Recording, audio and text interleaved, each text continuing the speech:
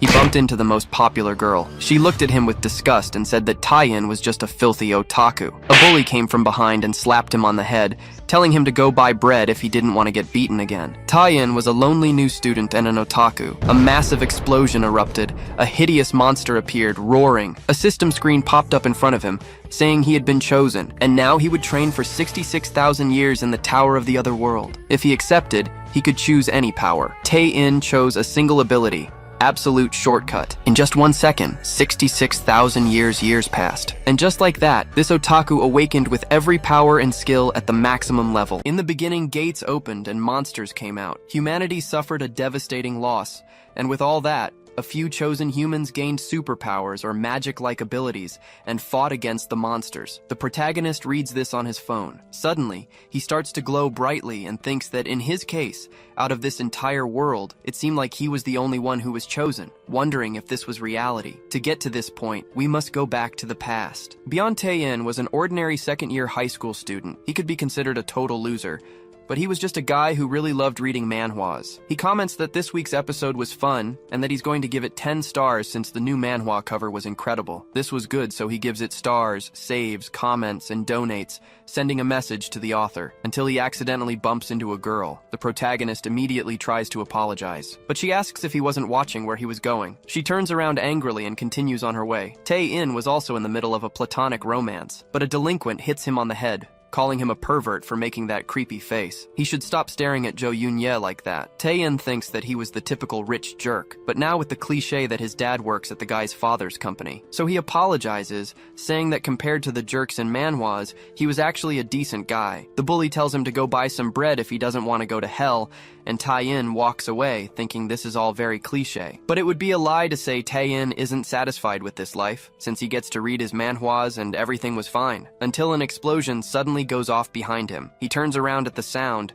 and comes face to face with a horrendous purple monster. Tae-in thinks this looked like one of those monsters that comes out of a portal in a Hunter story, the kind of thing used to show off the protagonist's powers, or maybe it's for a secondary character to show up and defeat. He prays for a magical girl to save him, but then he notices the delinquent. Wondering why he was there, he bets it's one of those situations where he has to decide whether or not to save the guy who's been bothering him. He wonders how to do that while his classmate is being attacked, until the system appears telling him he has been chosen. The protagonist comments that this status window is really nice. His classmate begs to be saved, terrified, but Tae-in tells him to wait because he's just going to check this out before saving him. Reading that he will now train for 66,000 years in the Tower of the Other World, and if he reaches the top, he will gain divine powers and become humanity's savior. The protagonist complains that they expect him to read everything in a critical situation and should just get to the point, saying it's much better now that it's clearer. His system informs him that if he accepts, he will get one power of his choice to climb the tower. Tae-in celebrates this while his classmate cries in fear of the monster. He asks if it could be anything he wants, and if anything goes. The system confirms, and the protagonist starts thinking of various possibilities where anything he can imagine would be possible. But the Tower of Challenges wasn't easy. He has 1 year to clear each floor, and the only way out is to reach the top or lose his life. The protagonist analyzes for a few seconds, questioning if it was just one skill or item. The delinquent asks if he couldn't go any faster, but the protagonist tells him to wait another second. Then he makes his decision. Pressing the accept button, the system asks him to declare the one ability he desires. Tae-in takes a deep breath and replies that he wants a shortcut ticket to climb the 66,666 years of the Tower of Challenges. Even the monster and the bully are left confused. His system questions this. The protagonist says that items are also allowed, so a shortcut ticket should be accepted. Then that system complains that there should be a limit, as this could ruin the whole genre. Tae-in yells that anything was allowed, and the system, which was the central part of the world, was contradicting itself. So that system accepts and gives him the ticket. The protagonist comments that it really works, while it's explained that if he uses the item, he will receive all the tower's rewards. His system asks if he would like to use it, and the protagonist confirms, and so, his ticket to skip the Tower of Challenges is activated. A bright light starts to radiate from that spot, hitting the protagonist right after, quickly illuminating the entire city. For a moment, Earth became the brightest star in the entire universe. Tae-in looks at his hands, wondering if it really worked. His system congratulates him for completing the Tower of Challenges, as he will now receive the rewards. His SSS rank powers and abilities are unlocked, with everything maxed out. The monster and the bully are impressed, while the protagonist closes his eyes, meditating. Next, he starts to look at and approach the monster. The bully wonders if that guy just got more handsome. Tae-in says the monster has drawn enough attention, so it should just come and fight. The bully encourages him to do it, and the monster trembles in fear. It charges forward, screaming in anger. Tae-in moves his hand quickly, saying that, as expected in the beginning, the golden rule is a flick on the forehead. This simple flick on the creature ends up deleting it. Everything in front of him at the school starts to be destroyed, radiating throughout the entire city and spreading across the whole country. His simple flick had been planetary. Tae-in thinks this wasn't what he was expecting. He's amazed as the system calculates the rewards, gaining many things for having eliminated 389 gates,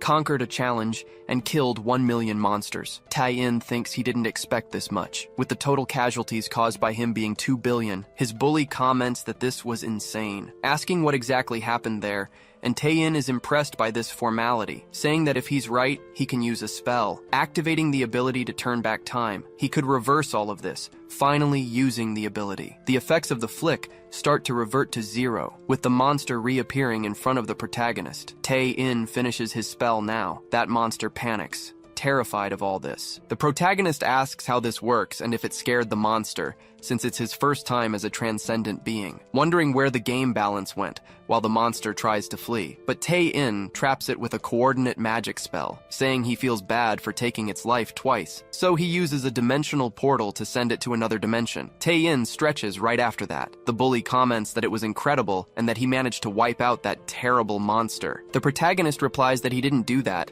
he just sent it to another dimension. The delinquent says that was to be expected from Mr. Pervert, and that he knew he could count on him because he had saved his life. Now that he remembers, he hadn't said nice things before. Tae-in says that he saw him trying to protect him from the monster. He had asked him to buy bread earlier if he remembers correctly. The bully gets scared and tells him to forget it, while the protagonist walks towards him. The delinquent tries to shout that everything was fine and he didn't need anything anymore, and he's very sorry, begging for forgiveness. Tae-in analyzes him for a few seconds, telling him to wait a bit, as there's something he needs to do first. Looking outside, the delinquent comes face to face with several monsters attacking the city. He screams in fear and asks to be saved. Tae-in repeats for him to wait a bit, but the bully asks if there's anything more important than saving the school. The protagonist announces that he needs to save his mom and dad first. The bully replies that this was fair. Then the protagonist activates his teleport ability, vanishing from that place. At home, a commercial about an afternoon nap is playing. Tae-in's parents were watching it. The mother asks why it looked like only one person, and the father says it was a perfect day to watch TV on a couch. Until the news interrupts, announcing that Seoul is under attack and everyone must evacuate immediately. His father gets up from the couch, startled, wondering what was happening outside. Monsters were fighting to destroy the city of Seoul. They wonder what in the world was going on, as a monster approaches the window, preparing a power in its fist while Tae-in's parents try to hide. But the protagonist appears behind the creature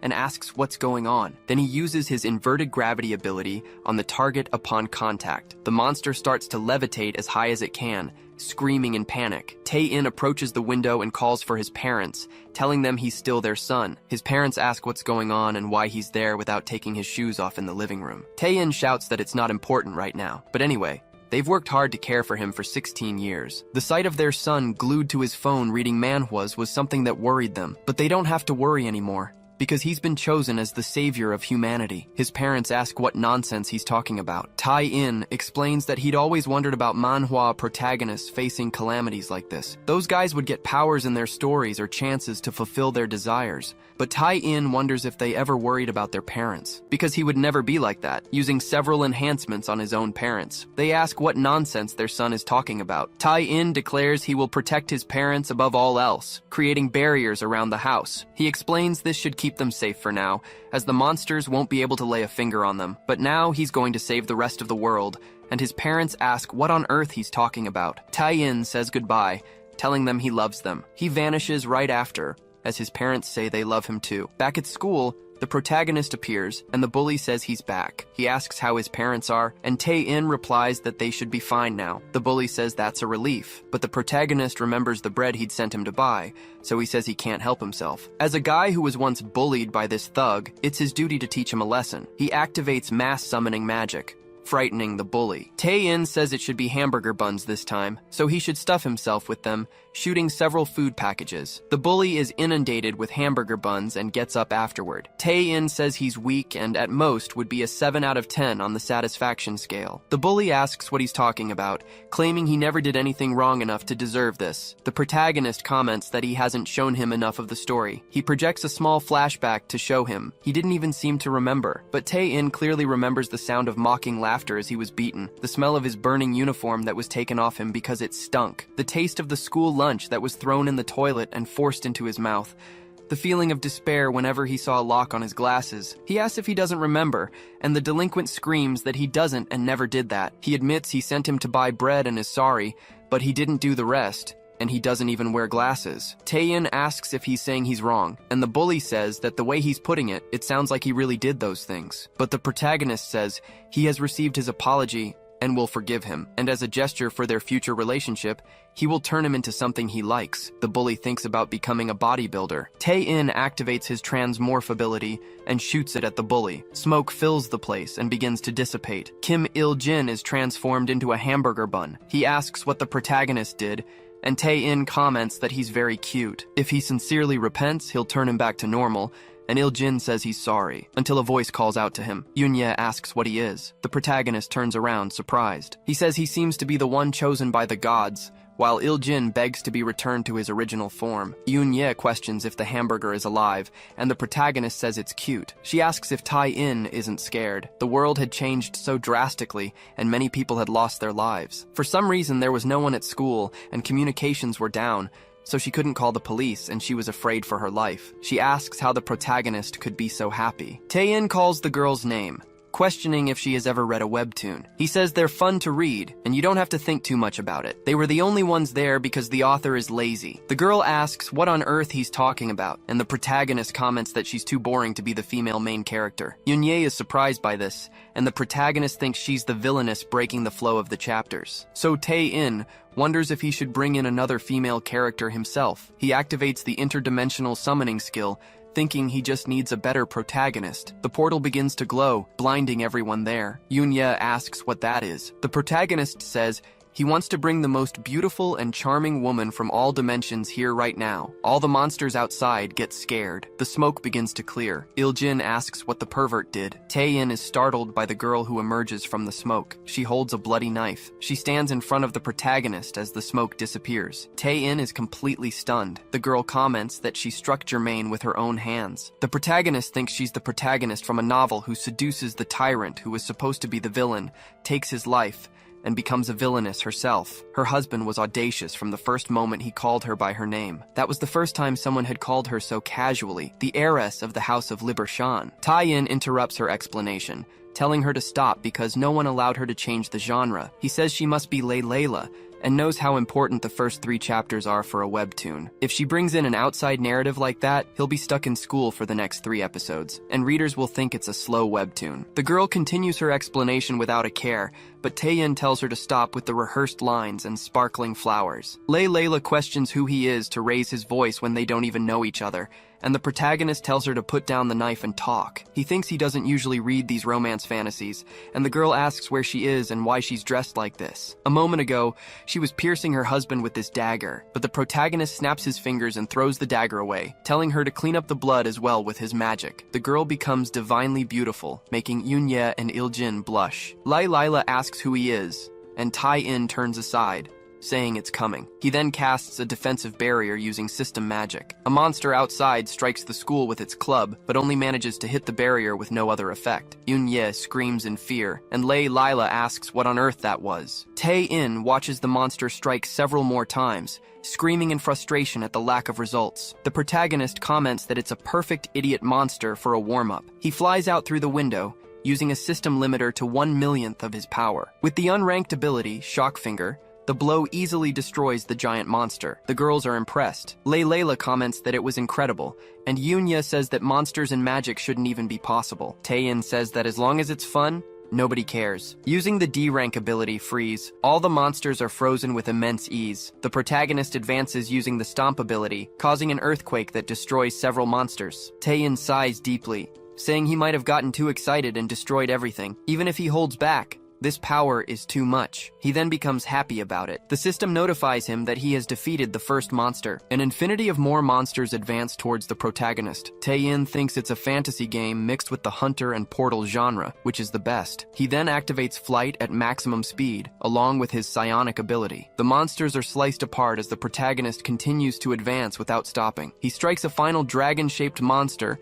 and then stops to think. He wonders what to do about the portal. Normally, he would have to go into each one and complete it, but he didn't need to bother, so he uses his dimensional exile ability. The monsters are teleported through the portal and sealed away without a chance to fight back. The protagonist says he'll just finish off the portal entirely. His dimensional exile closes. Tae-in comments that this should keep Seoul safe for now, teleporting back to the school. He finds the girls talking to each other. Layla says he's here. While he was gone, she was listening to people talk about this world, so she traveled to the future. The protagonist comments that wasn't quite it, but he would just adjust her to fit into this world using his transformation ability. The protagonist says that if she keeps that outfit, it'll be hard to draw her, especially after a fight with big monsters. Layla is then transformed into casual clothes. Kim Il-jin falls in love with the girl. Layla orders him to bring her a cape or a dress immediately. The protagonist says her hair must be hard to draw too, so he'll tie it up. Yoon-ye says that's something she never wanted to know, that perverts tastes. Tae-in says she should hold back the aggressive words while they're talking among friends, and that he just picked something comfortable. Considering the whole setup, maybe the shorts are too much, but Il-jin begs him not to change them. The protagonist tells Miss Lieberschan that he knows it looks new, but she can wear it. Yoon-ye asks if he can make any clothes, like Chanel or Louis Vuitton, and the protagonist questions if she's that kind of character. Layla interrupts, saying she's not Lieberschan anymore, but Kleshwash, a noble name, meaning she has become a princess of the royal family. The protagonist comments that even with her hair tied up, it's still a mess. Layla says she is no longer worthy of the name Kleshwash because she took her own husband's life. The protagonist says he's sorry and doesn't know the story of her world, but he has no idea what she was talking about. He can tell she's lived a tragic life. However, he doesn't want the details, and Layla asks what he's talking about. The protagonist tries to guess that she had a terminal illness, and the girl asks how he knew, but that wasn't all, as she probably had an arranged marriage with someone she didn't love, and her husband made a mistake, and things ended the way they did. She was falsely accused of being a villain, and then that incident happened. The girl cries, saying it's all true. Tae-in says it must have been tough, but she doesn't have to live like that anymore. Layla mentions she took the crown prince's life, but the protagonist replies that he attacked first. He activates the Seraphim's blessing on her and says she's done nothing wrong. The girl comments that she feels a warm sensation. Tae-in replies that he has cured every disease in her body, and she's no longer close to death. Now she can live freely in this world. Layla thinks that this time, she is free, without a powerful father or her most admired friend. Not even her husband, the crown prince. None of them had given her freedom. This man she had just met gave her this gift. The girl thanks him for it, crying. Suddenly, the protagonist notices he's defeated 33 monsters and earned an achievement. So he says it was nothing and just the beginning of the story. But the system informs him that the constellations are interested in his achievement. By satisfying constellations, he can receive sponsorships, unique skills, and item upgrades. The protagonist wonders what this is, with so many constellations interested in him. So he orders to block them all. The system refuses, asking how he can turn down such a great opportunity. Tae-in says that personally, he's not a big fan of constellations, but he changes the subject with his friends, asking if they all want to join him to save the world. Elsewhere, at the Interdimensional Council of Celestial Beings, some constellations gather. Huja Karuna of Raj asks how he dares to refuse a constellation's favor, saying he's never been so insulted. Omoshiroi, the constellation of games, says it was interesting, and Oshiku replies that maybe they should teach him a lesson. But Sekai, the king of constellations, tells everyone to calm down. Even though he's a human, he has ascended the Tower of Challenges and must be respected. Muramu of Despair says it's impossible since he's just a human, and Demeta of Envy adds that he skipped all the floors. A constellation asks to go to that dimension. He says he'll talk to him himself, and if he sees potential in him to change the order of the universe, he will eliminate the protagonist without any hesitation. Back on Earth, Tae-in says he's going to distribute all his power. Now they should go ahead and defeat the monsters at will, but Yoon-ye says it's pointless. She wants to know why she should risk her life, and Il-jin agrees that it's too much. Tae-in tells them not to worry. Since they are his companions, they absolutely will not lose their lives. Yoon-ye argues that at his level,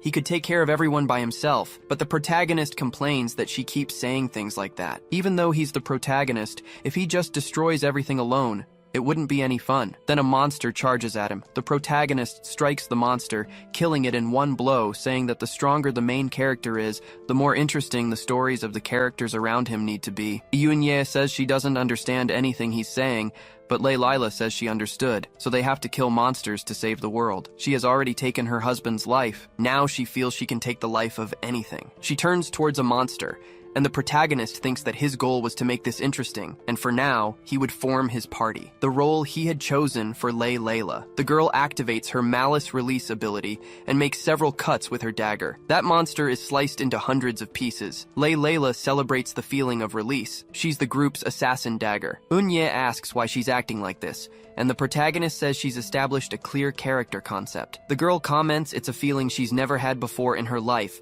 as another monster approaches from behind, advancing to attack her quickly. Some tentacles grab her. Il-jin yells for them to save his princess, and Yoon-ye suggests they do it quickly. The hamburger advances, and the protagonist celebrates. He thinks about his role. Il-jin focuses and hits the creature with a powerful headbutt, but nothing happens, and he asks why his ability is so trivial, making him just a mascot. He yells at the protagonist to give him something cool too, and Layla thanks the hamburger. Il-jin turns around saying it was no big deal. Tai-in says that was fun, and quickly cuts the creature down. Yoon-ye was completely shocked by all of this. Tae-in says this is where she should show her ability, but Yoon-ye says she doesn't want to and can't. He is incredibly strong and can turn back time. Plus, he was chosen by the gods himself, so he can change things back to how they were before the world became like this. Everyone who lived their daily lives in this world is close to losing them, but his fun seems more important. Tae-in confirms this right away. He says that she'll understand someday too. In this world, having fun is the most important thing. Yoon-ye says the atmosphere suddenly changed. The protagonist yells that there's a bird monster flying there. She should defeat it with magic. The girl moves her staff from side to side. Holding it with extreme force, the monster is sent flying far away. Everyone is impressed by this. Eun-ye was a strength-based warrior. Il-jin says she looked like a baseball player, and Yoon-ye comments that she trained a little when she was young,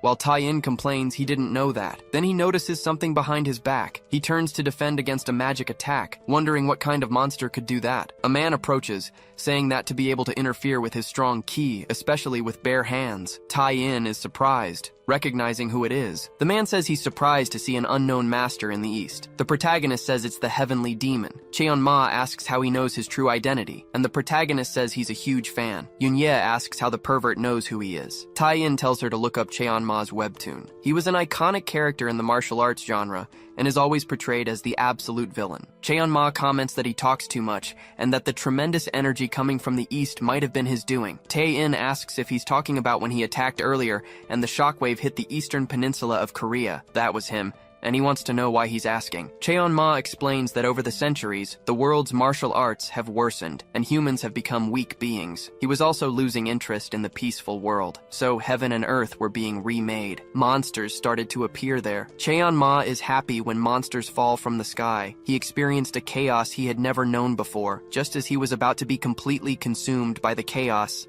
a massive wave of energy suddenly rushed in from the east. Cheon-ma, shouting that it was dangerous, tried to defend by using the extreme seal of the heavenly demon god. The blast of power struck the man, but he managed to dissipate it. He was impressed by this destructive power, and it didn't end there. He watched as everything began to return to normal. He had witnessed an inexplicable phenomenon. Time was reversing, restoring everything that had been destroyed. This was undoubtedly the work of an absolute master. His instincts drove him to move, walking on water to cross continents and seas, and so he arrived there in person. Yoon-ye said, setting aside the fact that he crossed the China Sea, how can a Chinese person speak Korean so well? Tai-in grumbled that she had a point. Cheon-ma called out to the unknown master from the east, declaring he would take his life now. Tai-in shouted that this was so cool, because this was the real heavenly demon. Cheon-ma laughed, saying they should have a little fun. The girls thought that maybe he didn't want to do this. Cheon-ma prepared his demonic energy, unleashing the celestial dragon palm against the protagonist. The blow caused a huge explosion, but the protagonist appeared behind him, saying, that was a very slow attack. Cheon-ma turned, wondering what had just happened. Tae-in mentioned he'd always wanted to do that, get behind an enemy and say too slow in a deep voice. He had awakened and grown stronger, and now he wanted to know just how strong Cheon-ma was, because that technique was awesome. Cheon-ma apologized for not understanding. Then he turned away, saying he'd lost interest and would rather go hunt the monsters ahead. It was a waste of time coming here. Iljin said that was just an excuse because his technique failed. Cheon-ma questioned if this country was Korea, thinking that having a mere weakling in charge left it with no future. But the protagonist called out to the heavenly demon, warning him that he had crossed the line. He didn't care about anything else, but this wasn't just Korea. It was the Republic of Korea. Cheon-ma immediately recoiled at that. He said it was impossible, that he couldn't even feel his presence. So he tried to launch a palm strike at the protagonist. Tae-in simply watched the energy coming towards him, blocking it with a rock without any difficulty. But Cheon-ma trapped him with more demonic energy. Yoon-ye called out to him. The heavenly demon reflected that this martial art compressed space itself. Tae-in just broke free by moving, and commented that it was very refreshing. Cheon-ma was surprised, and the protagonist replied that it was annoying but still very cool. He then ordered him to become his companion. Everyone was shocked by this. Cheon-ma said it was an absolute ability he had perfected over centuries, yet not a single move had worked. He was number one under the heavens and wouldn't accept losing to a brat like him. Tae-in questioned that title, saying he was just thinking of something fun. Then he called to Cheon-ma, telling him he could no longer live a normal life, and activated his transformation ability. Iljin, surprised, asked what he was going to do. The smoke hit Cheon-ma, and the man questioned what kind of trick this was,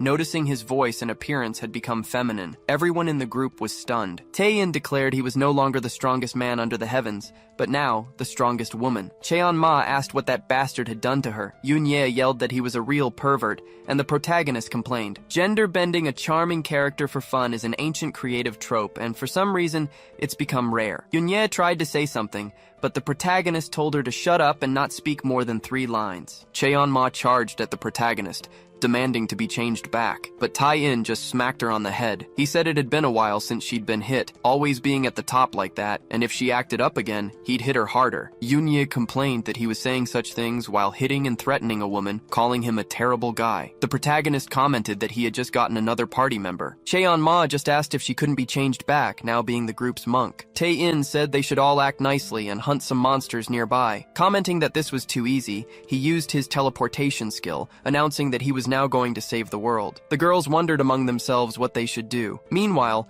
in Washington, D.C., United States, in the White House Situation Room, they said there was no time to discuss the disaster. Humanity would be extinct. They needed to make a quick decision. The president questioned if they should use nuclear bombs, even if it meant targeting their own territory. The Secretary of Defense then said with a heavy heart that even if they used all their equipment, whether conventional, mechanical, or chemical and biological, once the gate was open, they couldn't stop the number of monsters. The president slammed his fist on the table, cursing the whole situation. He wished that bombs could at least take care of the gates, but Tae-in interrupted, saying he'd handle it. The president asked who he was, and the protagonist greeted him. He introduced himself as the pervert from Korea and the savior of humanity. Everyone at the table fell silent. Then they shouted, asking how he got there and pointing their guns, but Tae-in told them to listen. One of the men ordered him to put his hands on his head or he'd shoot. The protagonist complained that it was painful. The others yelled that he appeared out of thin air and was definitely a monster, but the president told them to wait. Shots were fired at the protagonist,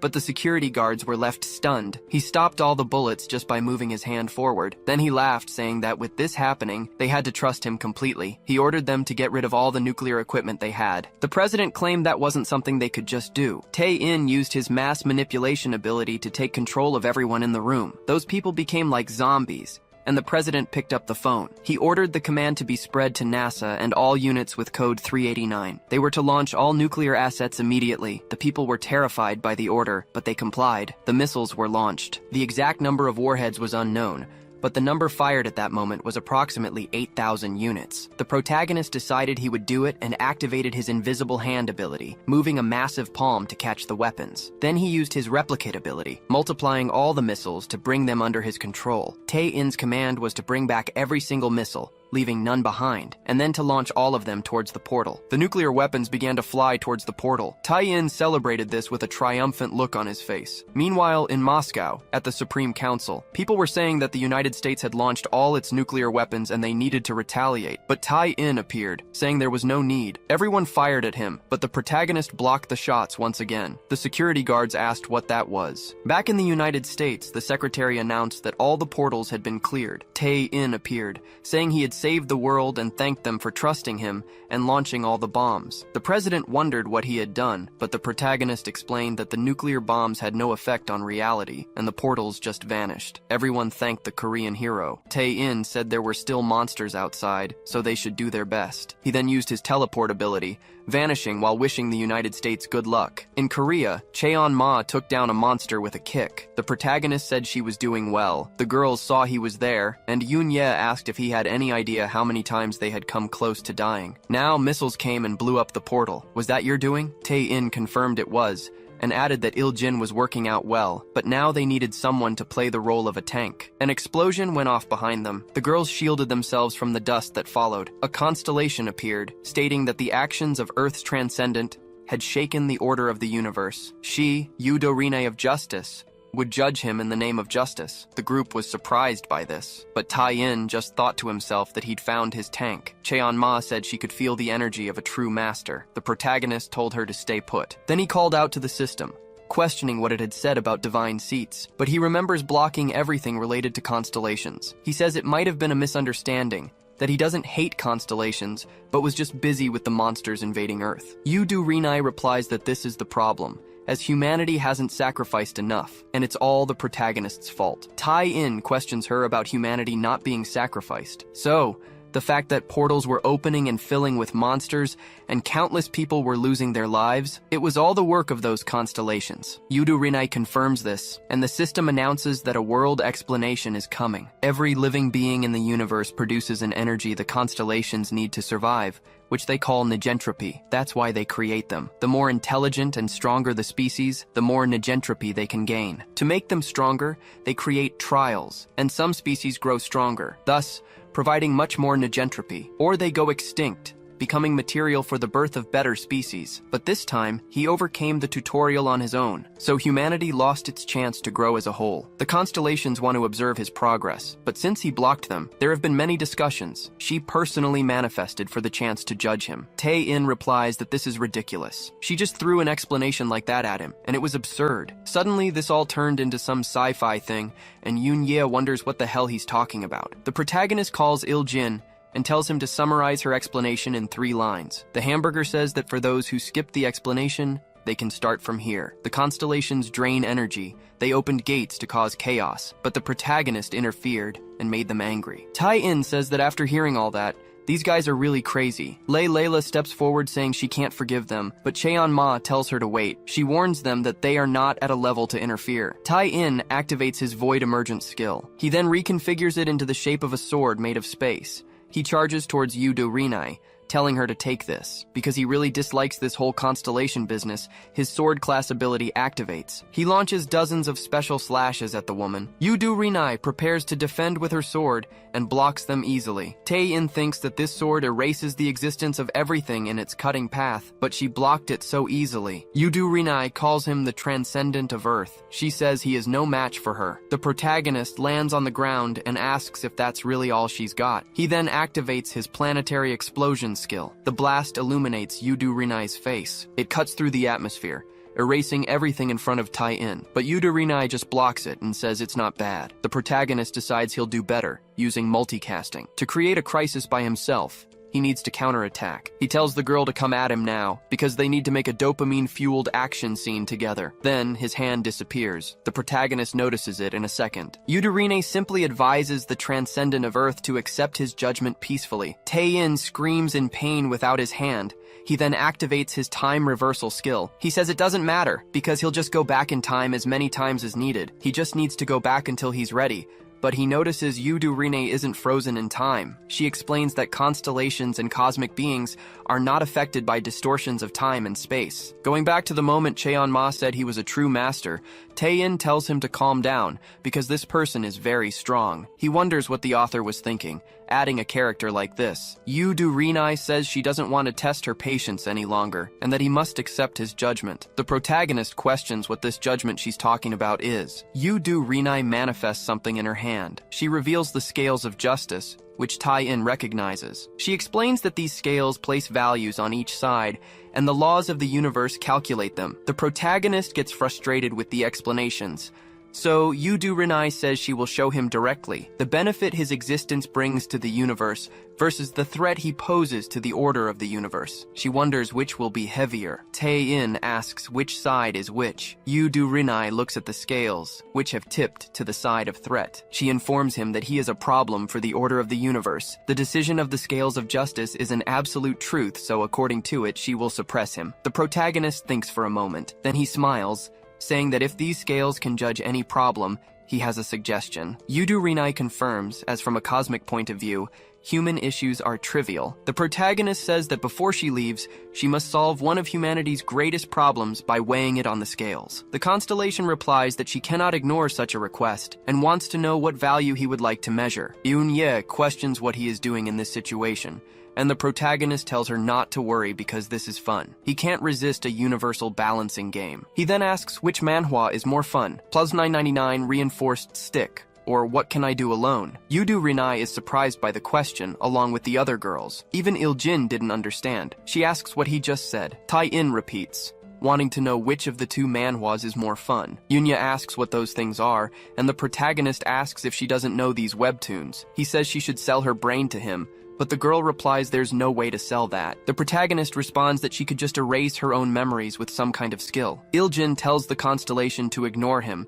as he's obsessed with webtoons, but Yudu Rinai didn't know what they were. The protagonist explains that it's the most fun thing humans have ever invented, and the constellation replies that they don't judge trivial emotions like fun. Tae-in retorts that for a constellation, she doesn't seem to know anything about this world because there's nothing more important than fun. Anyway, he'll simplify it to her level for a second. Yudu Rinai wonders why the mood has suddenly shifted. The protagonist continues, stating that she is the constellation of justice and maintains the order of the universe, which Yudu Rinai confirms, because the consequences if the order of the universe is broken are beyond anyone's predictions. Tae-in says that, by her own logic then, she was just sacrificing him for consequences she can't even guess. Yudu Rinai is left speechless, and the protagonist continues that she was about to say that small sacrifices for the greater good are inevitable. From the cosmic perspective of the scales of judgment, talking about the order of the universe is biased in itself. It might be fair from a cosmic point of view, but from a human perspective,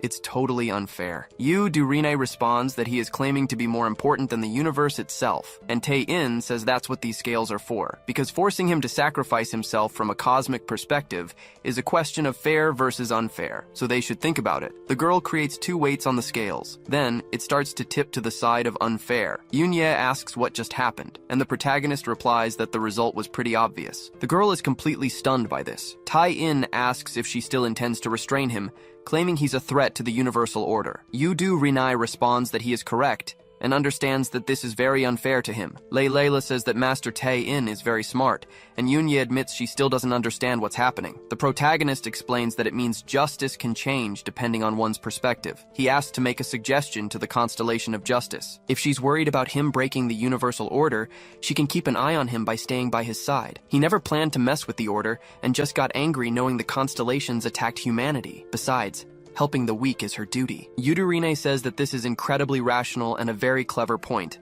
and she promises to stay by his side. Cheon-ma thinks that he turned a cosmic being into an ally with his charisma alone, and Tae-in says there's one more thing. He wants to know if she thinks it's fair for the constellations to open gates on Earth and take human lives. Yudu Rinai is dumbfounded for a few seconds but looks down. She creates two spheres and weighs them on the scales. The side of the humans tips, showing they are in the right. Yudu Rinai remains silent and just sighs as the protagonist grows irritated with her. She begins to fly high, leaving planet Earth. Then she uses a spell to cleanse all the invasions. In one world, an elephant is chasing humans, trying to exterminate them, but suddenly it stops, and the humans turn around. That monster had vanished, along with monsters from other places on the planet. Yudu Rinai finishes casting her spell, using sacred purification. Layla notices a light that blinds everyone from within planet Earth. Cheon-ma comments that all the demonic energy had vanished in an instant. The protagonist says that's to be expected from a constellation. This was one of the great moments of that chapter, and Yudu Rinai says she felt manipulated, but the protagonist brushes it off, thinking that protecting the Earth was just a piece of the cake. Besides, he gained an incredible person for his group. As Yudu Rinai changes her clothes, everyone blushes at her outfit. Tae-in asks what she's doing,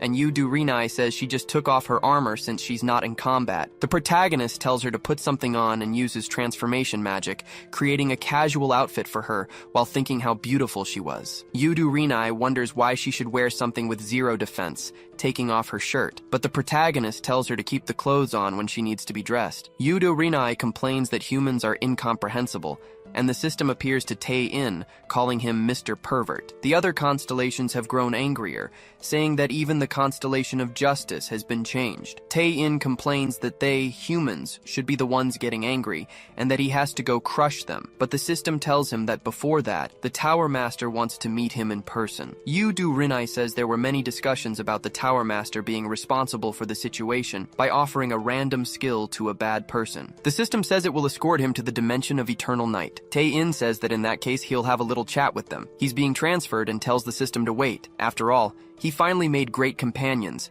and it would be a waste to leave them alone. Cheon-ma says they were caught up in his unilateral decisions, and Layla asks where they are going. Tae-in pretends the system is starting to transfer them on its own. Then he tells it to hurry up, and the system initiates the teleport to the dimension of eternal night. A light hits the group, making them vanish from there. The group starts to be carried away by the light, arriving at a castle shortly after. Yoon-ye asks where they were, and Iljin says he feels dizzy. Tae-in says this must be the top of the Tower of Trials, but the Tower Master welcomes the constellation of justice. He says it's an honor to have such a guest in this broken-down place. He was Sugushi Nujo, the Tower Master, and it had been a while since he last saw such a sight, and the companions who came with him. He questions how insects like them dare to set foot in this sacred place, saying he will take their lives and tear their bodies apart. He emanates an energy that terrifies the whole group. Eun-ye calls for her mother, and Iljin says he just wanted to eat a hamburger bun before he died. Tae-in cracks a smile and says, so this is it. This was the first boss they would face as a full team. The protagonist sees this like a video game fight. Then he smiles, saying this is going to be a lot of fun. Layla asks if he's planning on fighting that thing, and Yoon-ye replies that she wants to go home. The protagonist tells them not to worry, because if they work together, they can do it. Until Sugushi grabs him, asking how he dares to step on the top of the tower without even climbing all the floors. Tae-in wonders if he's in a position to be beaten up again. Sugushi slams him on the ground, wanting to know how much he plans to insult him, because he was going to tell him what his problem was. He was ignorant, arrogant, cunning, selfish, and stubborn. On top of that, he was irresponsible, vulgar, and every other bad thing, while Tae-in wonders how long he's going to keep complaining. Sugushi says that above all, he only thought of himself, hitting him with a blast of energy. That shock starts to injure the protagonist. Tae-in groans in pain from all the damage. Sugushi says he will make him pay for the years of pain he should have experienced, and will make sure of it. The girls on the team are shocked by this. The Tower Master says he feels sorry for the others who met him now, because they were going to lose their lives, until Cheon-ma warns him that he'll be the one going to hell. She appears behind the Tower Master and uses her Heavenly Demon's destruction seal. The blow has an impact on Sugushi, but he replies that this might seem unfair. He repels the blow, saying that even though she's not a transcendent, she was able to withstand that. Too bad. She should curse the pervert who brought her to her own grave. He feels sorry for Yu Rinai, since she had to see such a deplorable sight. The constellation argues that this wasn't the right way to treat a human who cleared the tower according to the imposed rules. Sugushi replies that he is a being who serves the constellations. That's why all of them, including Wrath, find this man's existence uncomfortable, and he was just fulfilling his responsibility. The protagonist wonders about the constellation of Wrath. Yu Rinai says he had a fair point. At that moment, everyone except her was thinking the same thing, that this would be their last day. But Tae-in says they definitely won't lose their lives. He frees himself from Sugushi's palm. The Tower Master says there's no way this is happening, demanding to know how he escaped his authority. The protagonist replies that he is ignorant and arrogant. In this kind of battle story, it's natural for the protagonist to counterattack after taking a few hits. He then uses his power on Cheon-ma. She asks what on earth that was, and the protagonist tells her not to forget the feeling she just experienced. Because when you feel like you're about to die, it means you absolutely will not lose, especially if you see it written in red. Yu Rinai thinks it's incredible that a mere human can face the Tower Master so effortlessly. Sugushi says he admits he underestimated him, But he was wrong about one thing. His companions will definitely lose their lives, expanding his power toward them. The protagonist blocks the blow with his energy, saying it's cunning to aim for his allies first. Sugushi wonders how he got so strong, saying he's at least 10,000 times more powerful. The protagonist thinks he can finally say it. He says that he was only using 1/1,000,000th of his power. Back then, against the monster banging on the school window, the protagonist had gotten excited about awakening and started to show off. So he put a limit on his own strength. The system notifies him that his limit has been released to 100%. Iljin thinks about how he could send continents flying but felt weak fighting Yudu Rinai. Tai-in says he's sorry, but this guy was stronger than he thought, so he can't save their screen time. He activates the shock hit skill and pierces Sugushi twice. The Tower Master thinks this is impossible, but the protagonist warns him that Sugushi's selfishness and stubbornness would end here. The Tower Master yells to Miss Yudu Rinai that this isn't right,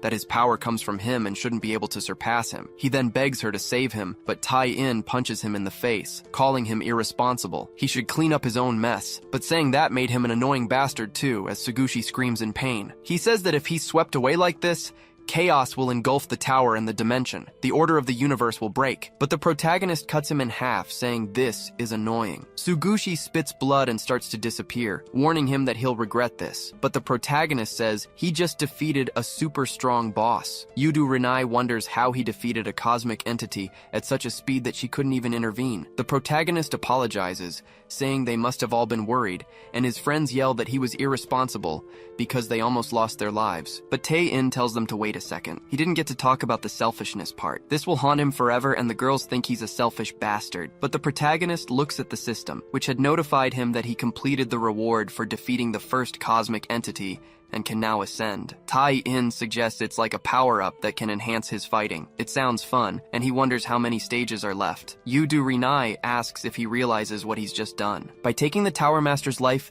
he has become an enemy of all the constellations. The protagonist asks if he should just lose his life like Sugushi said, but Yudu Rinai says no. So Tai-in replies that it doesn't matter if all the constellations are against him, because he's gained her as an ally. Yudu Rinai asks since when, and the protagonist changes the subject. He wants to find the constellation of Wrath that the Tower Master mentioned before. Yudu Rinai asks if he's planning to fight the constellation of Wrath, but the protagonist denies it, saying he just wants to try his luck with dialogue. The girl says that's fine then, and Yunya reflects that he's just an idiot. Iljin says that's her Tai-in, and she has no doubt he'll protect universal peace alongside the constellation of justice. She adds they have to go home. A light hits the group once more and begins to teleport them out of the tower. This time, Tai-in and Yudu Rinai aren't affected by space-time. They appear in a completely different place. The protagonist asks where they are, and Yudu Rinai recognizes the place. She tells him it's the chamber of the constellation of Wrath, Huja Karuna. The girls comment that it's very hot and they're in the center of a volcano. Yunya asks why he keeps dragging her everywhere. The protagonist replies that having them around gives him strength,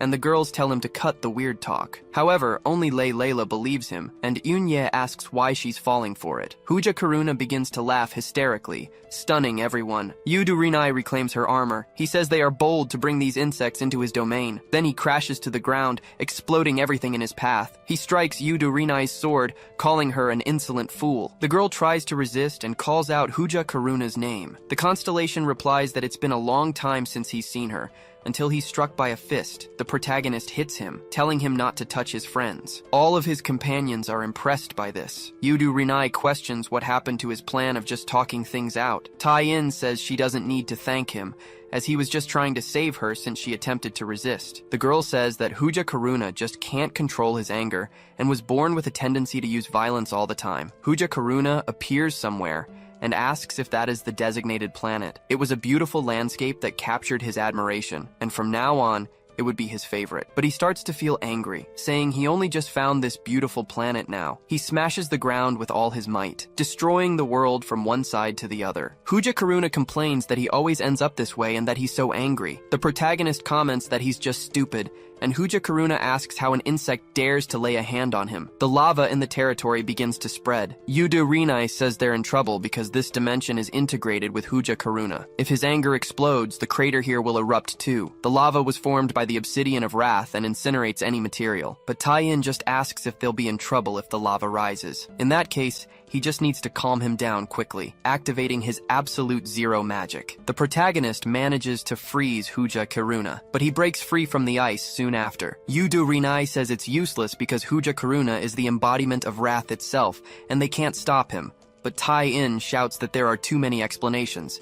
He clashes his fist with Huja Karuna's. Tai-in thinks that this constellation is strong, on a completely different level from the Tower Master he fought before. Huja Karuna asks what this freezing feeling is and says he likes it, but he's just angry. The protagonist doesn't understand what he's saying, but the system activates the empathy skill. The two connect quickly. Huja Karuna wonders what this is. Yudu Rinai tells the protagonist to stop connecting their emotions, but Tai-in replies that it's okay and he'll try to calm him down while they're connected. The constellation says he's feeling things in his mind he's never seen before and it's good, but he's getting angry. Yudu Rinai says this is bad because the protagonist will be consumed by the rage, and Unya questions what's wrong with him. The protagonist breaks free, saying that didn't feel right. He says he's sorry for blocking his messages and hitting him first, but he wants to find a way to resolve this just by talking. However, Huja Karuna's fist flies toward his face. He says he talks too much for a failure. Tai-in wonders about being a failure. Huja Karuna grabs him by the neck, saying his negentropy value is too low, which is why they are trying to annihilate and reset him. Yudu Rinai holds Huja Karuna back, asking if the portal wasn't open to test humanity,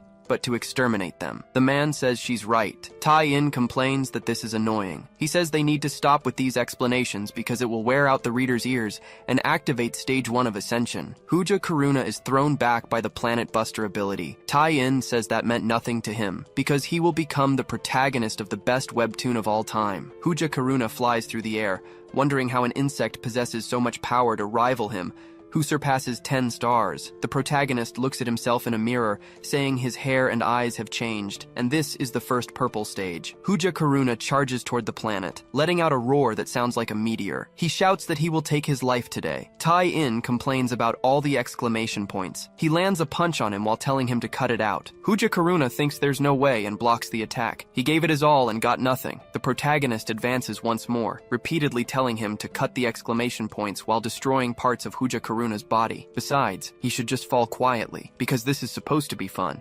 So he throws him far away. Huja Karuna loses consciousness and falls to the ground near the protagonists. Yudu Rinai thinks that a constellation has lost its life at human hands. This was a collapse in the cosmic order. Huja Karuna gets up from the ground, laughing. He says this was fun, and that he should have shown this earlier. The protagonist wonders if this is already phase 2, and knows that a villain's laugh in this situation is not a good sign. Huja Karuna says it seems all his companions are already lifeless. The protagonist turns around, telling him not to mention that. He sees the girls lying on the ground due to the immense heat. Yudu Rinai says that Huja Karuna's anger increases the heat and makes him stronger. The constellation asks why justice is wasting its time with these insects, since they will be extinct soon. The protagonist reflects his aura, saying he's just spouting crap. Huja Karuna warns that this insect can't stop the end of humanity, and that he has already set his arrangements in motion. He will spread his rage virus across the planet. Tai-in questions what he's talking about. Huja Karuna replies that from now on,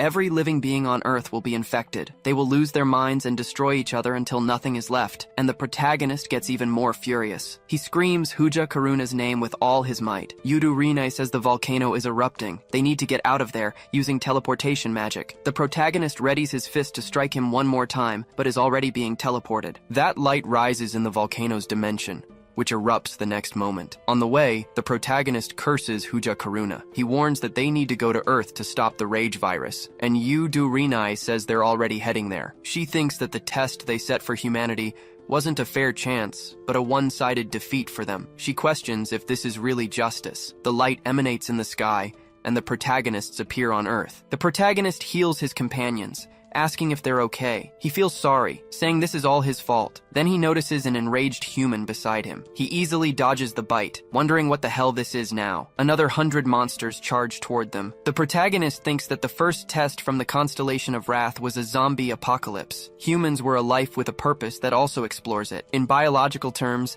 they are animals belonging to the primate order and the hominidae family, with high intelligence characterized by the use of tools and language.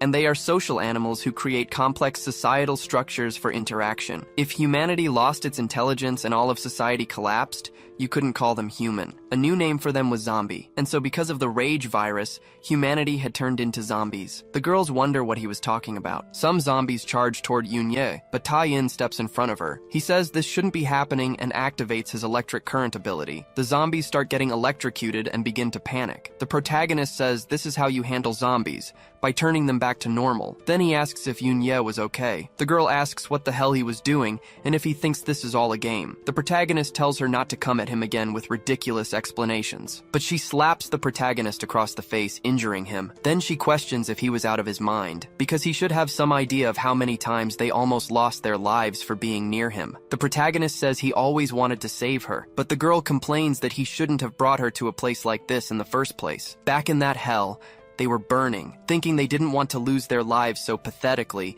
without seeing their parents' faces again. She questions if he has any idea how horrible that was, since he clearly doesn't want to experience it himself. If this was all for his idea of fun, he could go to hell with it. They were just tools to prove his abilities, and everything could be solved if he just did it alone or actually saved them. She questions if this was his idea of companions since he had taken people's lives without a second thought, and that couldn't be fun either. The protagonist says that's how zombie stories go, and Yunye screams, questioning what the hell he was talking about, because he said they were infected with some kind of virus, which means they can be cured. So she tells the protagonist to save all of them. Tai-in is silent for a few seconds. He asks if she thinks he's crazy enough to take all these people's lives. She understood it all. He just paralyzed them with an electric shock, and they would be cured if he treated them. But he doesn't want to be criticized for always using the same pattern, where the protagonist always defeats any enemy that appears. The girls wonder what the hell he was talking about. The protagonist tells her not to worry. No matter how annoying it gets, he wouldn't go any further,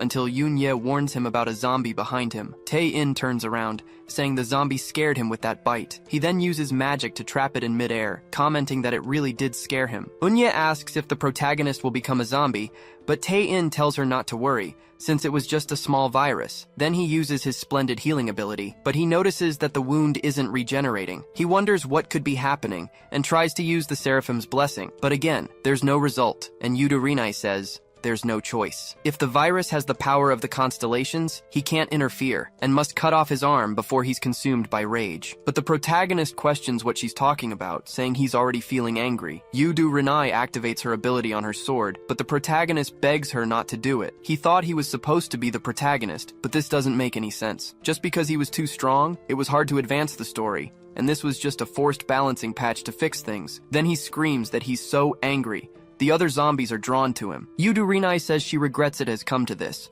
but Cheon-ma interrupts, telling her not to take his life. He needs to turn her back to normal first, and Iljin agrees. Layla warns that the zombies were coming, and Yudo tells Cheon-ma to get out of the way for the sake of the cosmic order. The cultivator gets ready to confront them, but Yunye says there's no time for that, and they need to get somewhere safe before the pervert transforms even more. Iljin asks how they can get anywhere else with this horde of zombies, and the girl says it was fine. She asks if Yudo could help them get to another safe place. The zombies continue to approach, so the protagonists end up at the school. Yudo traps him in a chair using her ethereal prison. The girls wonder what to do now that they've trapped him like they were supposed to. Layla says she feels bad for Tai-in, and that if they take Hujikaruna's life now, the virus should disappear too. Yudo replies that it's impossible, since they are protected by the cosmic order.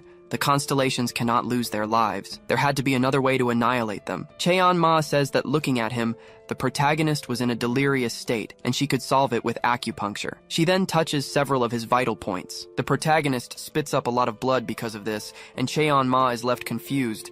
Iljin says that this guy was a complete mess. Yudo questions if they really think the power of a constellation can be solved with tricks like that.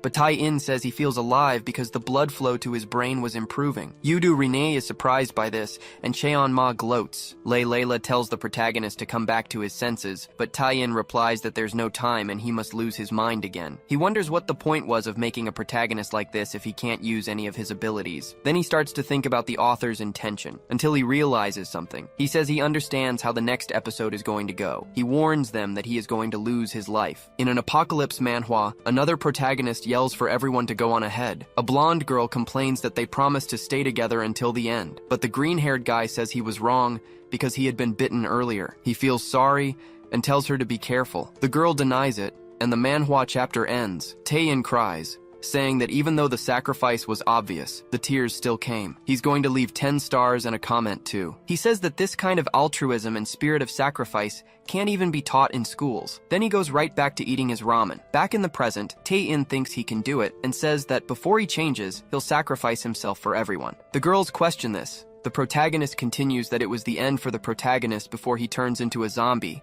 but Layla calls him out. She asks why exactly he would sacrifice himself when there were so many strong people around him. Tae-in tries to answer, but Yoon-ye says he was doing it again. He should stop trying to sacrifice himself, because they aren't fools who can't do anything without help, and the protagonist thinks this wasn't the right development. But now, thinking about it, it was true. They are strong enough that the zombies aren't scary. Since all of humanity had been infected, there was no fun in meeting new survivors. As long as it's to defeat the zombies, they should just agree to take everyone's lives. He needs to figure out the episode's direction before he loses his mind again. Layla starts to feel hungry, and Cheon-ma says she hasn't eaten anything all day. Yoon-ye says she was also hungry in this situation, but they all start looking at Iljin. He screams for them not to do this to him. Cheon-ma tells him to sacrifice himself as emergency food, but Iljin tells them not to get close. They should wait a moment and follow him. Cheon-ma says she understood, and Iljin tells them to look, because they had enough hamburger buns for everyone to eat. Yoon-ye asks how they can eat them. Cheon-ma just suggests opening and eating them, and the girl comments that for some reason, the hamburger goes out the other way halfway through. Layla asks if Iljin would forgive them for eating his friends, but the hamburger says they weren't his friends, so the three girls eat the hamburger. For those who came from medieval European and ancient Chinese worlds, the taste of Korean food was addictive. Inside the room, Yoo Do-rinai asks how he was doing. Tae-in thanks her for restraining him. Yoo Do-rinai replies that it's not necessary, and she shouldn't have taken him to see Huja Karuna, because now he'll suffer until he loses his life. The protagonist wonders what he should do. The constellation says she wouldn't let him become like this, because what they witnessed due to the constellations wasn't fair, and she wants to make it right. Tae-in thanks her for realizing this. Yoo Do-rinai says he can endure it a little longer, but there must be a way to solve the situation, and he has valuable companions who would help with that. The girls walk in, saying the burger was delicious and would be even better heated up in the microwave. The two remain silent in the room, but Tae-in explodes in rage, shouting that this stuff was frustrating. Yoo Do-rinai suppresses him, warning that he'll lose his sanity again, and his resistance is getting stronger. Cheon-ma says it seems hopeless, but she needs this guy to return to her original form. Ever since he put her in this state, her abilities aren't the same, and with her body changed, it's hard to control the flow of her energy, until she senses something from far away. She announces she can feel energy from a nearby house, the energy of someone who hasn't been consumed by rage. Yoo Do-rinai says that's impossible, since all living beings were infected by the rage virus, and her sensory ability has never been wrong. Cheon-ma walks to the window, saying she's incorrect, because there's a perfect human 2 kilometers away, heading in her direction, and if you listen carefully, you can even hear her breathing. Yoo Do-rinai starts to focus and wonders what that presence is. Layla asks what she said about other survivors outside, and Yoon-ye explains that the infected are alive too. Yoo Do-rinai says it's getting closer, but she doesn't know what it is. Layla says that person might be in danger. Tae-in's rage intensifies, and the constellation continues to suppress him. She warns that his power rivals that of a cosmic creature. At this rate, the pervert will destroy the Earth all by himself, so she has to stay here to restrain him. They should handle this themselves. Cheon-ma flies through the window with Iljin in her arms. Layla calls out to her, and Eun-ye asks if they're just going to leave like that, and if it will be okay for just the two of them to go. Cheon-ma leaps through the city with her jumping powers. Iljin asks why she's taking him along, and Cheon-ma says he understands this world, and he's light, so the burger thinks they need him. Cheon-ma lands in front of a house, commenting that she can feel the energy of a peaceful person up there. Iljin says he wasn't worried about zombies as long as it was Miss Cheon-ma. He wonders if they'll open the door, since the world has changed, and that's probably not the main entrance. Cheon-ma moves forward, saying she doesn't know which floor it is, so she enters a room through the window. Iljin says he has no idea how they did that. Cheon-ma looks around the house, wondering if someone really lives there. She can hear the breathing of someone not consumed by rage coming from behind a door. She opens the door and is surprised. Iljin wonders what he's looking at, with a room filled with posters of other webtoons. Cheon-ma asks what these talismans are, but Iljin says they're just strange enough to look like them. Then, the person in bed stirs. Cheon-ma readies her cultivator energy, but Iljin tells her to wait. That person gets out of bed. It's a girl who just woke up. Iljin falls in love instantly, saying she's an incredibly extraordinary beauty. Cheon-ma throws him to the ground, calling him disgraceful. The girl standing there is surprised, because a bouncing hamburger and a celestial spirit girl are the kind of things that only happen in a manhwa. They are both surprised, thinking she's just like Tai-in. The girl comments that it's like a scene from a webtoon. Cheon-ma asks if all the people in this country are like this, and Iljin says no. The girl celebrates seeing a female Cheon-ma talking to a hamburger. Then she introduces herself as Lee Nara. Iljin asks if she hasn't been to school lately. Cheon-ma asks if they know each other, but the burger explains she's quite famous. She had a nickname at school. In a classroom, a teacher hands out tests, telling the class president to give Nara her test since she's sleeping. The class president wonders about it. She's surprised because she's never seen her awake, yet she gets top marks on every test. Iljin says she was the #1 sleepy student. She was just sleeping through all of school, and Lee Nara confirms it, but she says today was the school's foundation day, and Iljin says that's why no one went to school. Cheon-ma says so she was sleeping while gates opened and monsters came out. The girl comments that this must be a dream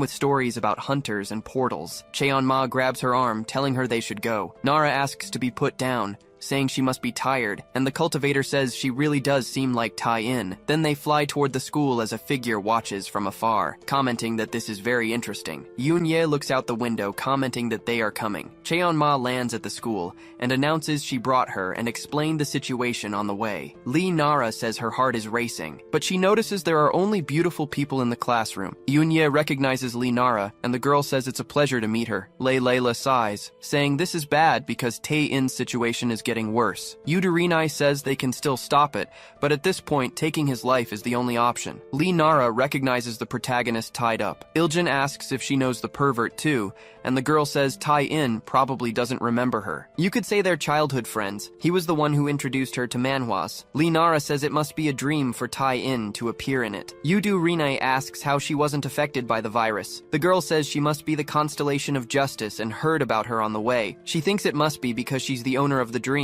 Yoon-ye says she seems confused about things, and Lee Nara says she can tell just by the way her crush appeared in this dream. It was a dream made for just the two of them. The protagonist loses his mind and goes berserk, and when nobody knows what to do, the girl shows up. Yoon-ye asks what she just said, and what she's doing now as Nara hugs Tai-in. She asks her love to stop this, because it's alright since it's her, and he should remember. Yudurinai tells her to get back because he's dangerous, but the girl strikes her own eyes, crying as she tells him to forget the hard times, that everything will be all right. The tears keep streaming down and fall onto the protagonist's face. One of them drips on his forehead and begins to purify the rage virus. Nara continues to hug him. Cheon-ma wonders what she's seeing, and Iljin says this scene looks familiar, wanting to know where he's seen it before. Yudurinai thinks there's no way this could have happened. Nara begins to regenerate the protagonist with her affection. Tai-in wakes up, completely lost. The girl says this is how you bring the protagonist back. A sincere hug and tears from his childhood friend. The protagonist just asks who she is. Nara gets embarrassed and introduces herself. Then Tai-in recognizes her as the girl who sleeps in class. Cheon-ma notices Layla is going crazy with rage.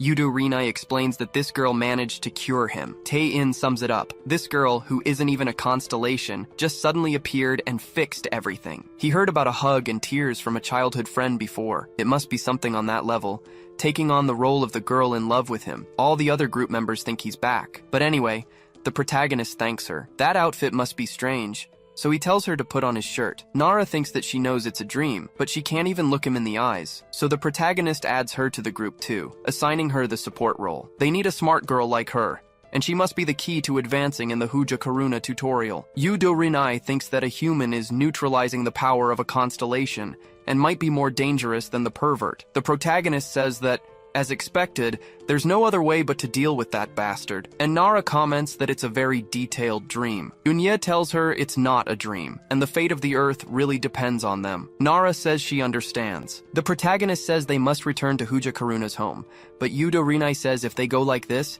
they'll just repeat their previous failure. Tai-in wonders what they should do since he's not an opponent they can beat in a fight. Nara asks what the situation is and if they can explain it to her too. The protagonist looks at her, thinking that of all the people he knows, she was the smartest. He's going to explain everything now, so they must come up with a strategy. Far away, in another part of the city, A light arrives at Huja Karuna's home. He starts to laugh, saying it was annoying because he came back on his own. He asks how their numbers grew by one person. Tai-in thanks him. He'd been a real pain, but this was enough for now. Huja Karuna gets angry and lunges at him, saying he's getting pissed. The fist closes in on the protagonist, but he just cracks a smile. An explosion erupts in that domain. The girls create a barrier to block the aftershock. Huja Karuna is surprised by this, because his fist didn't even touch Tai-in's face. All thanks to Yudo Renai, who had used the protection of justice. The protagonist says they should raise the tension once more, irritating Huja Karuna. The constellation asks what the hell Yudo Renai is doing, siding with these insects to take down a constellation like him. But she replies that's not it. She came here to protect him. Huja Karuna asks what kind of nonsense that is, striking again. Tai-in says that with the protection of justice by his side, he can match the power of a constellation. Huja Karuna laughs, saying how annoying this is. His necklace begins to glow as his powers increase. The protagonist thinks this is the trigger for his second phase, which appeared before. Huja Karuna asks if he's saying he can rival a constellation. He should have come to compare his own power, not just that of cosmic beings. Then he lands a punch on the protagonist and shatters the barrier. Everything was peaceful but suddenly explodes. Tai-in is sent flying, and Yudo Renai takes the damage. The girl calls out to her friend and Huja Karuna sighs. Then Yudo Renai questions how he became strong enough to break her authority so easily, but Huja Karuna replies that he didn't get any stronger. Then he calls them all insects, asking if they'd believe him if he said he's been holding back his rage. Having been angry his whole life, he could never have anything because his rage ruined or broke everything. And what enraged him the most, ironically, was his anger at himself. The one who wanted to control his anger was himself. That's why he concentrated his rage into this artifact, the Amulet of Rage. He thinks it's time to let his anger go,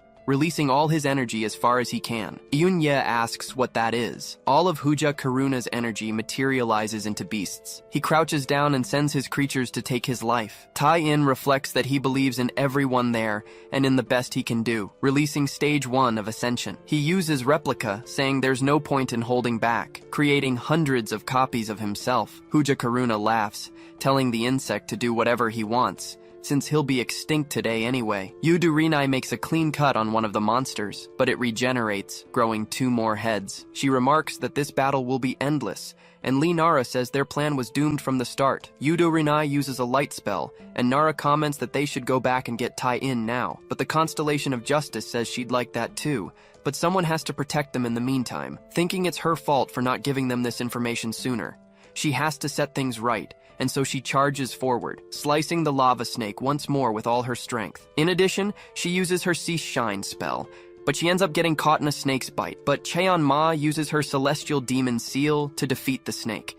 She tells her to cut the crap about being the Constellation of Justice. Yudo Renai looks back, surprised, but she explains the opponent is a serpent of wrathful obsidian, manifested by the constellation's power, and Layla says she can fight too. Since they all received shared power from Tai-in, and have Yudo Renai's blessing, they have a chance. The constellation thinks that these life forms have a strong will to live. Huja Karuna was wrong in his ideas, because humanity was the noblest of all the life forms they had created. Huja Karuna lands a punch on Tai-in's face, shouting that he can't hide for much longer. All the protagonist's clones are destroyed by the hellish explosion. Tai-in thinks that he kept his main body far away, but it was dangerous, so he uses the exclusion skill. Huja Karuna grabs a clone by the neck, saying he's being underestimated, but wants to know why there's no counterattack. The protagonist answers that it's because he doesn't want to fight him, cracking a smile. Huja Karuna asks what he means, but the protagonist replies that constellations don't die anyway, so it would be an endless fight. And in that case, he's going to make Huja Karuna his companion. Before all of this, at school, Yudo Renai says the idea makes sense. Lee Nara says it's a very good plan. Cheon-ma asks if it's possible to have leaders with a cosmic entity, and Iljin points out that Renai is also a cosmic being. Eun-ye asks what the pervert thinks about it. Tai-in answers, absolutely not. The girl questions why. Then the protagonist explains that making Huja Karuna an ally seemed very strange. They aren't familiar with the ones they already have, and adding another character would just make things chaotic. Besides, the readers want a battle, and the girls ask what he's talking about. Cheon-ma says she's against this plan too, because that guy is a monster trying to wipe out all of humanity. She won't be satisfied until she takes his life with her own hands. but Yudorinai says that won't happen. Humans can never take the life of a constellation. Layla asks if Yudorinai could fight for them, but she explains that combat between constellations is forbidden. But if the plan is to make Huja Karuna an ally, it would allow them to use his strength. Tai-in tries to say he still doesn't want to, but Nara says if he has a better idea,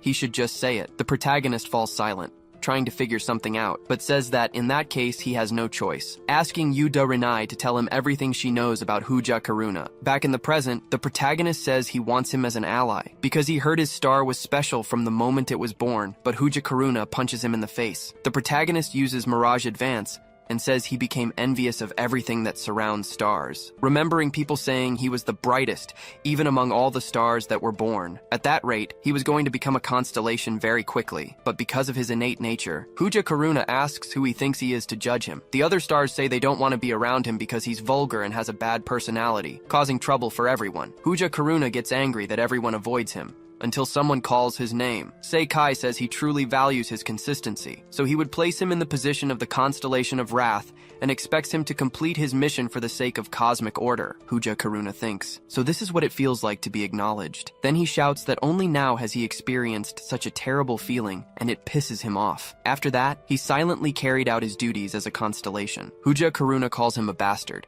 punching Tai-in for being an insect acting like he knows something. The protagonist tells him to let all his anger out, because he will take it all. But he asks about it, saying he's an ally who won't break or leave. Huja Karuna thinks about this for a few seconds. Tai-in thinks, please let this work. I'm reaching my limit with this guy. Huja Karuna says he's the first person to ever say something like that to him. He's a pathetic insect. He wants to see if he'll really stick around. The protagonist thinks this is dangerous and that he's going to lose his life, until he notices the way it was written. Huja Karuna uses his hell explosion. On the other side, Layla strikes the multi-headed snake with her dagger. She pants heavily as the whole group stares at the serpent. Huja Karuna says it's been a long time since he released so much rage. This is very refreshing now. The protagonist says he doesn't need to thank him. Huja Karuna is impressed that he's still alive, wondering how he survived that when he had no cards left to play. Tai-in thinks this could be called the protagonist's plot armor in the story. He says he was actually doing fine, and Huja Karuna must know he was a good man deep down. The constellation says he was talking as if he knew everything all this time. Tai-in explains that he spread the rage virus to end humanity. But when he saw it with his own eyes, people were just angry,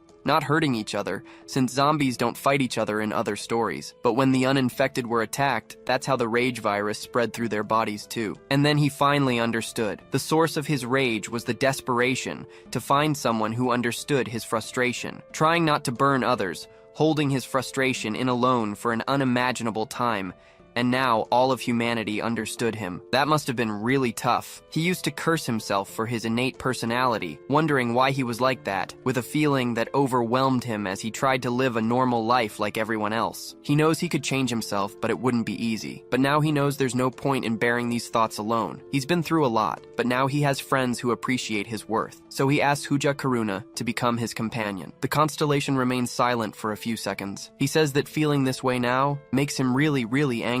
Tai-in doesn't react to the blow, and he's thrown far away by Huja Karuna. The constellation says he doesn't need this and that he should die, hitting the protagonist over and over. Tai-in is slammed into the ground. Yudorinai calls out to him as he hits the ground. Huja Karuna lunges forward to strike the protagonist again, hitting the ground instead. The constellation tells him to stop, and Layla calls out to her friend. Huja Karuna calls him a bastard, saying he can't get angry. Nara heals him, and the protagonist says it was a classic scene. Yudorinai tells him to look around. Huja Karuna realizes where he is, and his eyes sparkle. He comments that it's a beautiful place. He says everything has frozen over and laughs as Tai-in asks what Huja Karuna wants. He asks if he'll become his companion, and extends his hand. Huja Karuna looks up and says that he'll accept. The protagonist says he made the right choice, and isn't a fan of the kind of story that has unfolded so far, but he was counting on him, until he notices he can't touch him, and Huja Karuna says he might not be able to join him after all. Yudorinai screams, not understanding what's happening. Huja Karuna explains that constellations are supposed to disappear when they lose their reason for existing. Now that he no longer has a target for his rage, he's vanishing. Tai-in asks what he's talking about, but Huja Karuna hands him the necklace, telling him to take it. This was his artifact, the Amulet of Rage, an object condensed from his rage over countless years. It will surely help him on his journey ahead. The protagonist asks what he's talking about, saying he needs to come with them. He then laughs, apologizing for calling him a worm all this time. He says that he finally formed an unbreakable bond only to disappear like this. He says he's very irritated by it. Tai-in calls Huja Karuna's name, but Yu Do-rinai's sword strikes his neck. The protagonist dodges, and she says she shouldn't have let him live. A constellation disappearing was a collapse event that had never happened in the cosmic order, and the scales calculated that he is a threat to the universe. The other group members shout for Rinai to wait a second. She prepares to make her final cut, replying that she's sorry, but someone grabs the sword, telling her to wait a second. Yu Do-rinai recognizes him as the constellation of amusement, Omoshiroi. The protagonist thinks he's a super strong guy with fox eyes. The girl asks what on earth Omoshiroi was doing there, but he tells her to calm down and listen. He can't believe Tai-in was trying to make Huja Karuna his ally,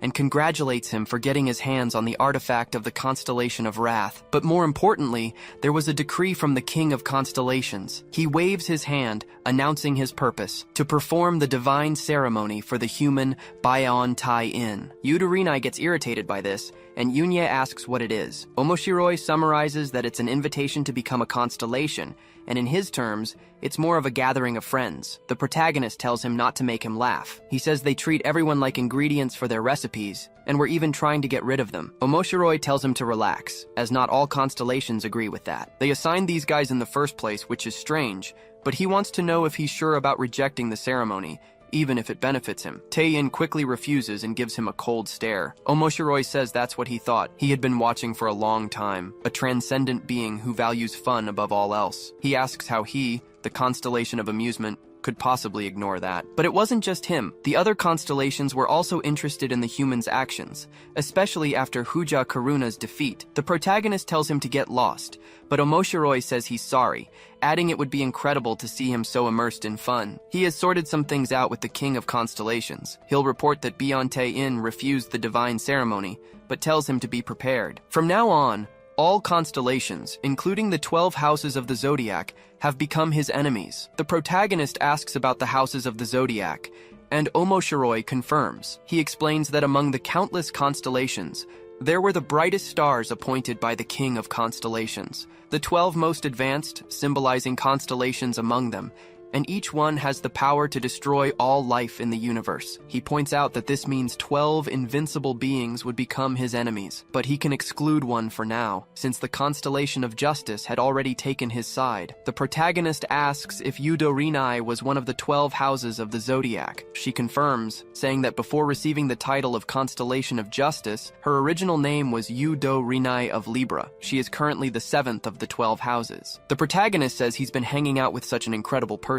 He asks if this mark is on all constellations, and Omoshiroi confirms, but says the pattern is different among them. But he had seen them fighting Huja Karuna, and says that, at this rate, she would soon lose her position as one of the 12 houses of the zodiac. The girl says the position isn't important to her. She just wants to preserve the order of the universe, and if needed, she would give up the position. Omoshiroi comments that she doesn't even like jokes. The protagonist asks if he has anything else to say, and the constellation wonders what he wants. He says that Tai-in is just like him, so he should entertain him, as he would entertain him in return. Cheon-ma says she was waiting for an opponent like him. She advances with her demonic energy, saying she's going to take his life. Omoshiroi asks her not to use such harsh words, because she was scaring him. Cheon-ma uses her strongest attack. Tai-in is surprised, and Omoshiroi asks if this is how it's done. He gives her a flick that destroys the entire dimension. Luckily, Yu Do-rinai manages to teleport them away as the planet explodes. During the teleport, she asks if Cheon-ma is okay, because without the protection of justice,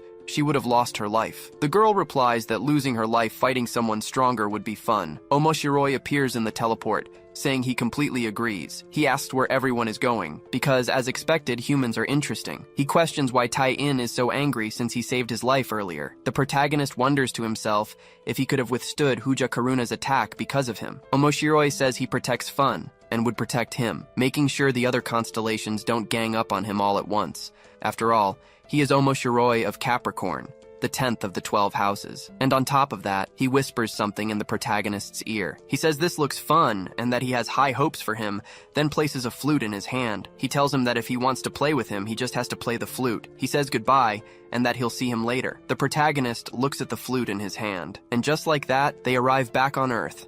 near the school. Yoon-ye says that no matter how many times they do this, she still can't get used to it. The protagonist questions the pace of everything, since he didn't even have time to process what happened with Hooja Karuna. Yudu Rinai apologizes for attacking him earlier. The protagonist tells her not to worry, but the girl says he endured a lot. She was arrogant, thinking she could pass judgment alone. She's returning to the sanctuary for instructions. Meanwhile, Cheon-ma asks to revert to her original form so she can train. Lee Nara asks what he's going to do now. He starts to think, and Iljin tells everyone to look. The group turns, observing the daily lives of the people. They were working their jobs. He comments that the rage virus is gone, and Iljin says that he really saved the world. Tai-in thinks for a few seconds and says the group is over. Iljin questions this, and he explains that everyone can go back to their normal lives. He still hasn't completed it on his own despite his title, and the hamburger asks what he's talking about. He says he used to do everything by himself, until the system screen appears in front of him, and Iljin asks why it's so sudden. Tai-in is surprised that he can also see it. His system displays a huge wall of text,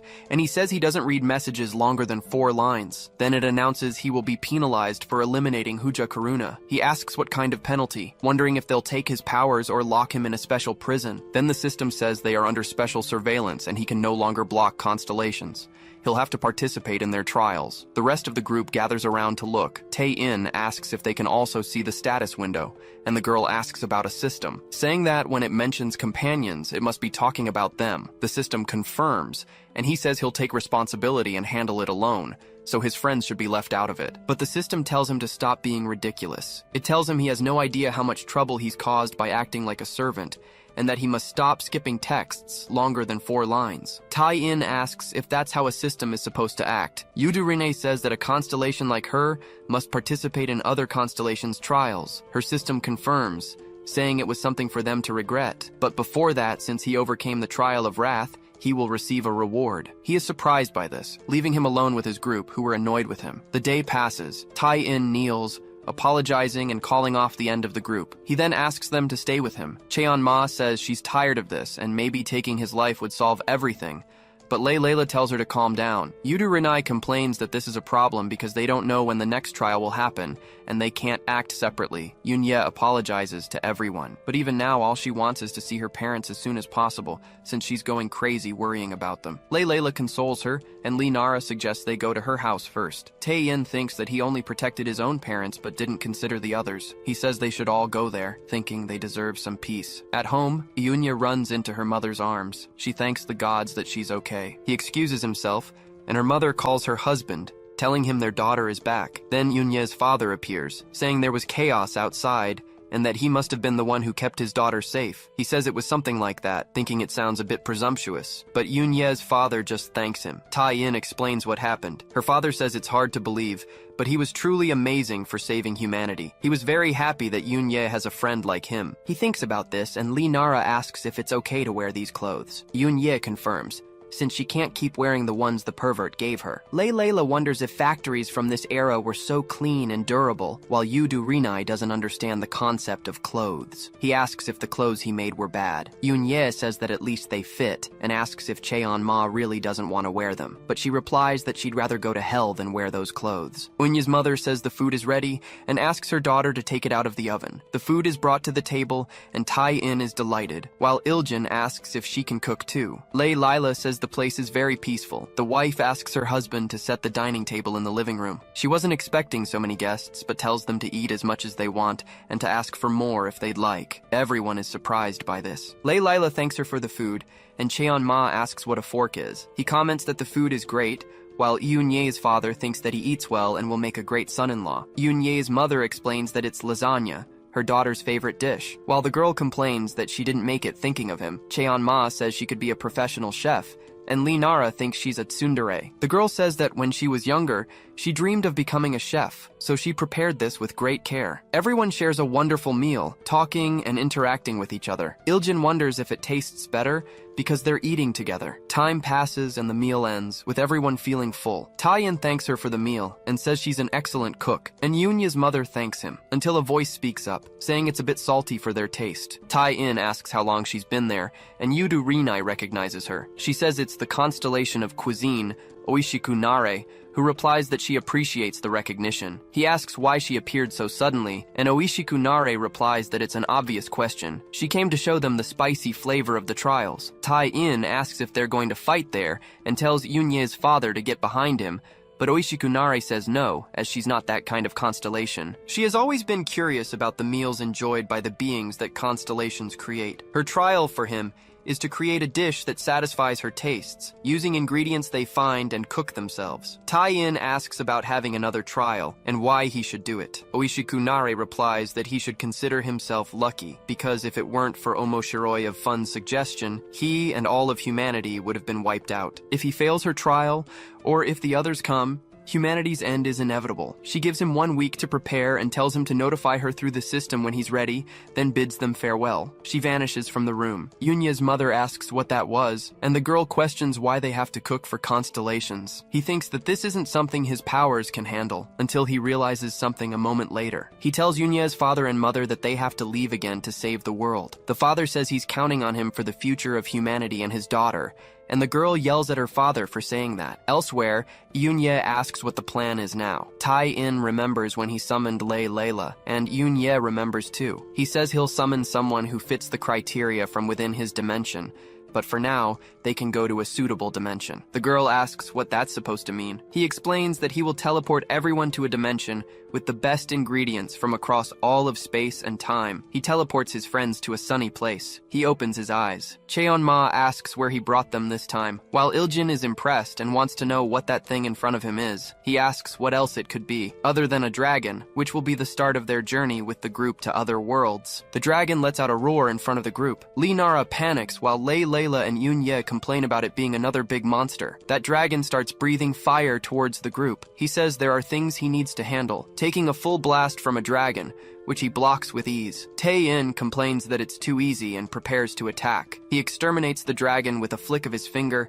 saying his power control is flawed. He uses the ability to turn back time. The dragon is completely confused by this, but he says he would really appreciate taming a dragon. The monster asks him to wait a second before taking its life. It takes on a human form and opens its eyes with sadness. He apologizes and begs to have his life spared, while Tai-in complains that his expression doesn't match his words. The dragon introduces himself as Dekasos, the 14th guardian of the ancient forest. He appeared suddenly and looked dangerous. Tai-in says it was anticlimactic, and Dekasos asks if he's a hero. The protagonist confirms he is, a student who fell from another world, destined to be a hero. Dekasos asks if he is the child of the prophecy, and Tai-in notes that this is indeed the setup. The dragon then explains that 50,000 years have passed since a prophecy was created in the Dragon Clan, and passed down through generations. 5 days from now, 2 moons will align. 7 strangers were supposed to arrive at the Pillar of Light, but there were only 6 of them. The protagonist says he understands,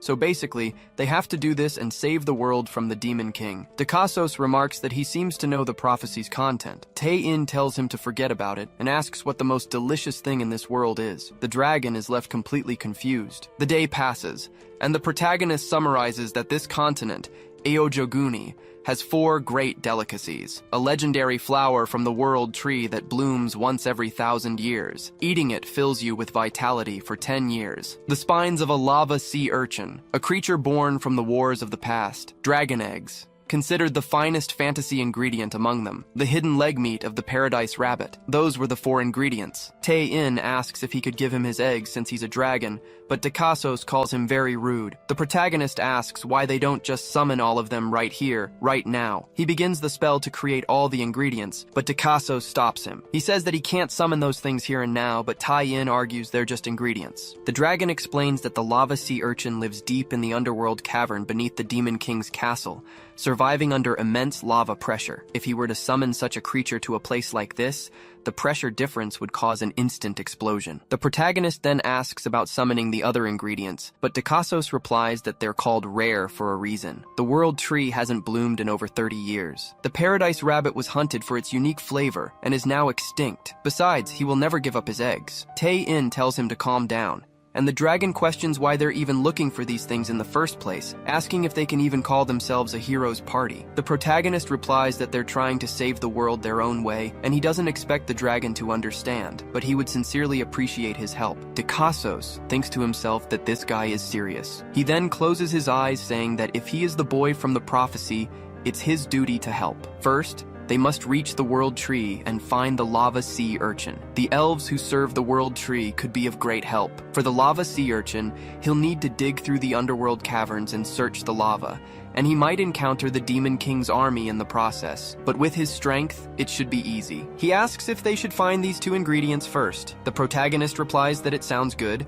and that they'll split into two groups. Lee Nara asks which group he'll be in. Tai-In says he'll go with both, splitting himself into two clones. Dicassos questions this, and Tai-In mutters to himself that in these situations, one side usually messes up and causes trouble. The World Tree team was Yun-Ye, Lei Lyra, Nara, and Dicassos, while the Demon King's castle team would be Iljin, Cheonma, and Yudarinai. The World Tree group advances through the forest. The protagonist then asks why he didn't go to the Demon King's castle and came here instead. Dicassos replies that the Demon King is scary, but Tai-In yells that his expression doesn't match his words at all. He then announces they've arrived at the city of the elves who protect the World Tree. This was the city of Silbenheil. Lee Nara comments on its beauty, and the protagonist notes that the tree is like something out of a fantasy inspired by Norse mythology. Suddenly, magic arrows fly in their direction, but he blocks them with a wave of his hand and remarks that it's quite a unique welcome. An elf appeared, sneering that they were tricky humans bold enough to step foot in the World Tree realm. He warned them not to even think about returning alive. Dicassos told them to stop,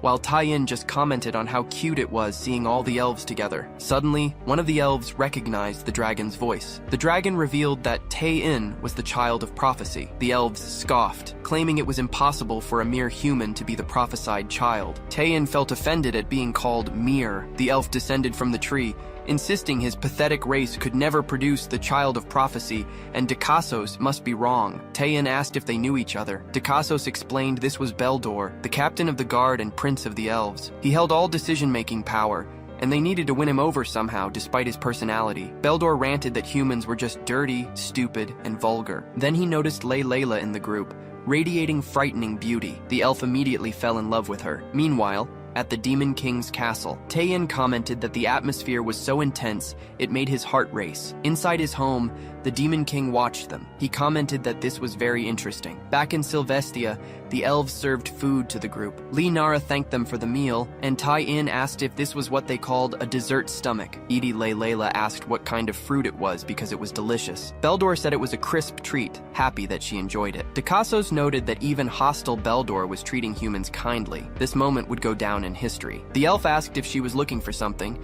as the elves would do their best to help the woman of prophecy. Tai-In thanked the elf prince, grabbing his hand, explaining they were there to find the World Tree's flower. Beldor ordered him to remove his dirty hands. The protagonist got irritated, and Lee Nara tried to calm him down. Beldor explained that if they wanted the World Tree's flower, there were none left. It wouldn't bloom again for 30 years. Lei Layla asked if there really wasn't another way. Tai-In suggested that if he intervened with the World Tree, it might be possible. The elves drew their weapons instantly. Dicassos told them to stand down, while the elves demanded to know if they were there to loot the tree. The dragon warned the protagonist that the tree was a symbol of faith, and he needed to watch his words. Tai-In apologized, but insisted he couldn't do nothing while his world was being destroyed without it. Beldor questioned if he was truly the hero of prophecy. Lei Layla begged, wanting to know if there really was no other option. The elves were captivated by her beauty. Beldor faked a cough to shift the mood. He advised that their great sage, the Elder, might know something. Upon meeting the old man, he told them they had already eaten all the World Tree flowers. It had bloomed over 1,000 years ago,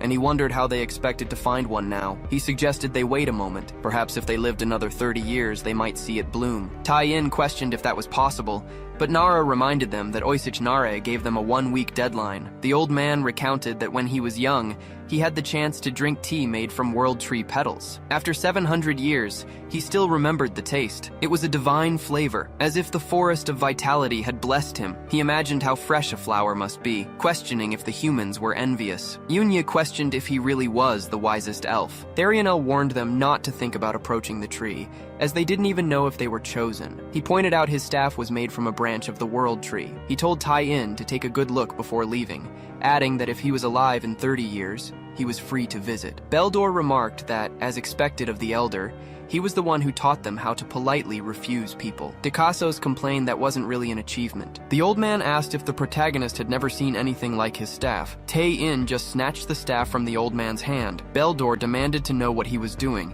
and Unye said he couldn't just steal a staff like that. The protagonist activated the lightning growth ability. Suddenly, the staff began to bloom. Dikassos wondered why this was happening. The protagonist said since they loved the world tree so much, it would be good if they had another one of the same size. Tamuriel asked how this was possible. The protagonist explained that only one blooms every 1,000 years. Now, there were multiple flowers atop the tree. The elves rejoiced at the sight, glorifying the hero of prophecy for saving their race. Tae-in said, skipping 6,000 years was one thing, but 1,000 years was no big deal. Tamuriel fell to the ground, calling it legendary. He had witnessed a miracle of the gods. The protagonist confirmed they secured the World Tree Seed and wondered how the Demon King team was doing. On the other side, Kim Il-jin destroyed a demon with his charge. The demon commented it was unbelievable. The fourth Celestial King, Baratulinel, had been defeated by someone like him. Kim Il-jin retorted that it was disappointing to be the Demon King's gatekeeper. Tae-in commented that he really was charismatic, and Il-jin was happy for the praise. The girls just watched without reacting, until Tae-in celebrated the gate opening. A man spoke up, noting that even Baratulinel, who could easily handle 10 dragons alone, had been defeated quickly. This was impressive to Yakam, one of the 4 celestial kings, but he was the weakest of them all. Tae-in finished the sentence for him. He added that he totally knew about the demon's disgrace. Yakam said it was interesting, but he couldn't maintain confidence against him. Tae-in joked that the guy was baring his teeth just trying not to be scared. Cheon-ma prepared her powers, saying it was fun, and told them to go ahead. The protagonist warned her not to say that so casually. It was basically a death wish spell. Yakam claimed these fools were ignoring him and activated the power in his hand, but Cheon-ma retaliated with a cutting attack from her own power. Only the demonic arm remained. Cheon-ma stated he shouldn't have irritated her. Even the demon lord shouldn't be that bad. Upon entering the castle, Tae-in commented that it was kind of dark. He questioned if the next celestial king was there. Suddenly, they heard a very loud sound. A woman with chains appeared, saying it was good to meet her dear brother. He had made it all the way to the Demon King's castle, but this was as far as he would get. She was the Scythe of Chains, but got hit by Cheon-ma on the head. The woman was defeated. The girl questioned what was up with these people. She felt so bored she could die. It was an existential crisis, finding trivial life forms created by constellations. The protagonist noted it seemed only cosmic entities could challenge them now, until a voice laughed, asking if that was it. The protagonist was surprised to see the girl's body stand up. The other celestial kings also rose in zombie forms. Valigetta declared this was her power as the strongest celestial king, the zombie army. They had to kneel before her overwhelming strength. The protagonist realized it was a trick where she revived them, no matter how many times they were killed. He activated simultaneous conjuration. A dimensional exile portal formed above and below Valigetta. The same thing happened to the other celestial kings, and the man questioned how that was fair. Tae-in closed the portals, suggesting perhaps they could find peace there. He wondered if they could go to the lava ocean below the underground cave now, and the rest of the group agreed that was what they came for. They continued walking through the castle non-stop, but the protagonist wondered if this wasn't the right way to the cave. He wanted to know if the demon lord had just appeared, and if they should just deal with him quickly too, but Yuda Rinai ordered them to wait a moment. The demon lord ordered them to kneel. The protagonist's group repeated the action. Tae-in wondered what this was all about, and Yudo Rinai questioned how he was there. The demon lord replied that it was obvious. After all, this was his castle, being the constellation of war, Zeta Ichoros. Moments ago, when they were heading to the castle, Dikassos had decided to explain the Celestial Kings. Tae-in said spoilers weren't fun, and Kim Il-jin remarked he must be surprised at how strange the hero was. Then the dragon says he only needs one thing: to warn them that the Demon King was truly strong. For thousands of years, countless heroes tested their strength and challenged the Demon King,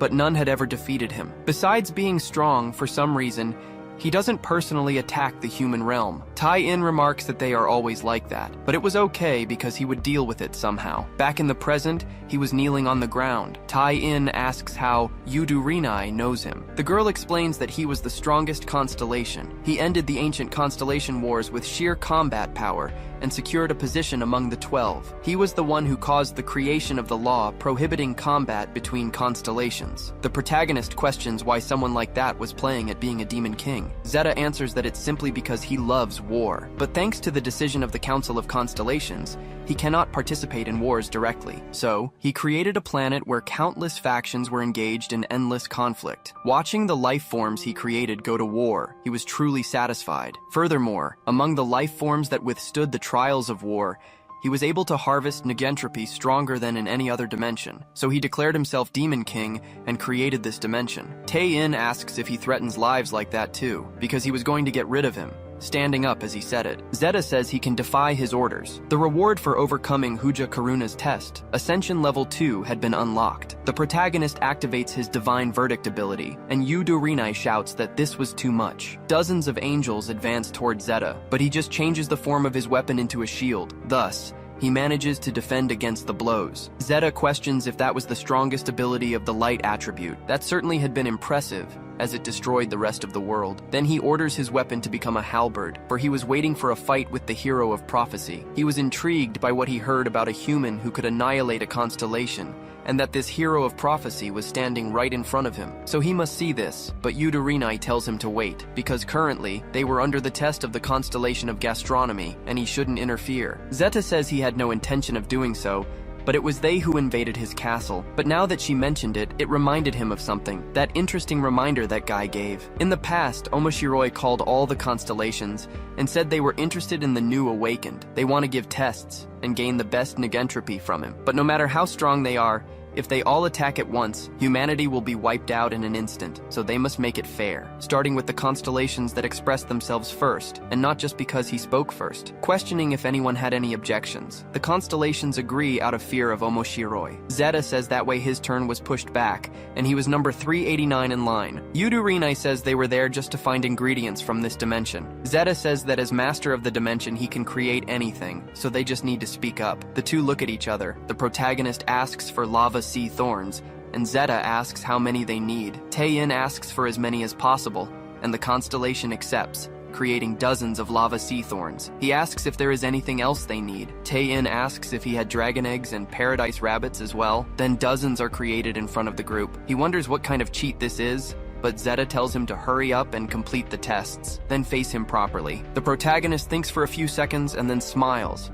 agreeing. He will return someday to propose a duel. Kim Il-jin says that the Demon King was actually very kind. Zeta tells him not to lose his life, but Tae-in asks him to just wait. Back in the land of the elves, the protagonist comments that he was angry, thinking that he only just discovered something so delicious made him furious. The others also cry while eating the flowers. Layla says it was so good raw and tries to imagine the taste if prepared properly, until the other group arrives there. They ask what that was, and Dakaso says they should be extinct. Tae-in's clone questions if he got them all at once, wanting to know where he found one of those. Then he greets the original Tae-in. Dakaso's comments that so many rare ingredients were gathered in the same place. He wonders if he really defeated the Demon Lord, and Themuriel comments that it was expected of the hero of prophecy. Cheon-ma cries while eating the world tree flower, and Layla plays with a rabbit. The elves start lifting Tae-in, calling him the hero of prophecy. He wonders if they think he defeated the Demon Lord. He was just going to do that someday. Yunya questions how they could cook this. Themuriel approaches, questioning why she was looking at him,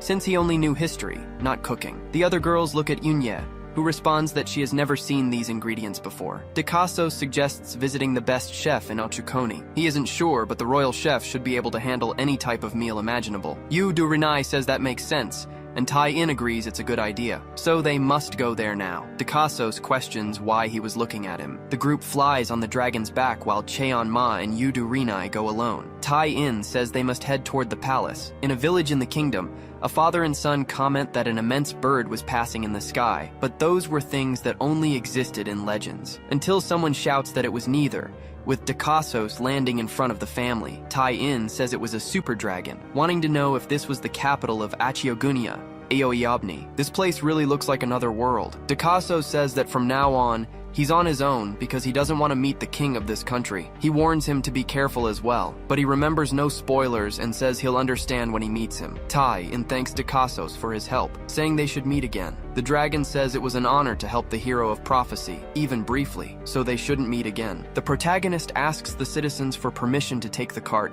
while the kid tells them to take whatever they want. Then they walk into the city while Kim Il-jin announces that it was the hero's group passing through. Layla complains that everyone was staring at them, but someone stops the group, calling out to them, ordering them to hand over everything they have. The protagonist says it was a classic. Nara completes the thought. Some bandits trying to pick a fight with the hero's group. The bandits question what they were talking about and say they should hand over everything right away, until a bandit with an axe says that Layla is very beautiful. Another bandit says he liked Cheon-ma, but she looks at him as if she were going to take his life. The protagonist tells them not to take lives. Then that bandit questions what he was talking about until Cheon-ma's attack approaches, dealing with that whole group with extreme ease. She comments that perhaps she should give up on everything and reincarnate. People comment that they just dealt with the whole gang in one move and that he must really be the hero of prophecy, shouting and glorifying the group as they pass. Taein says they should release some of the world tree flowers. People continue glorifying the protagonist for this. Finally, at the royal castle, a servant calls out to his majesty, warning that a self-proclaimed hero of prophecy was asking for an audience. The king grabs a chicken drumstick and says it was ridiculous,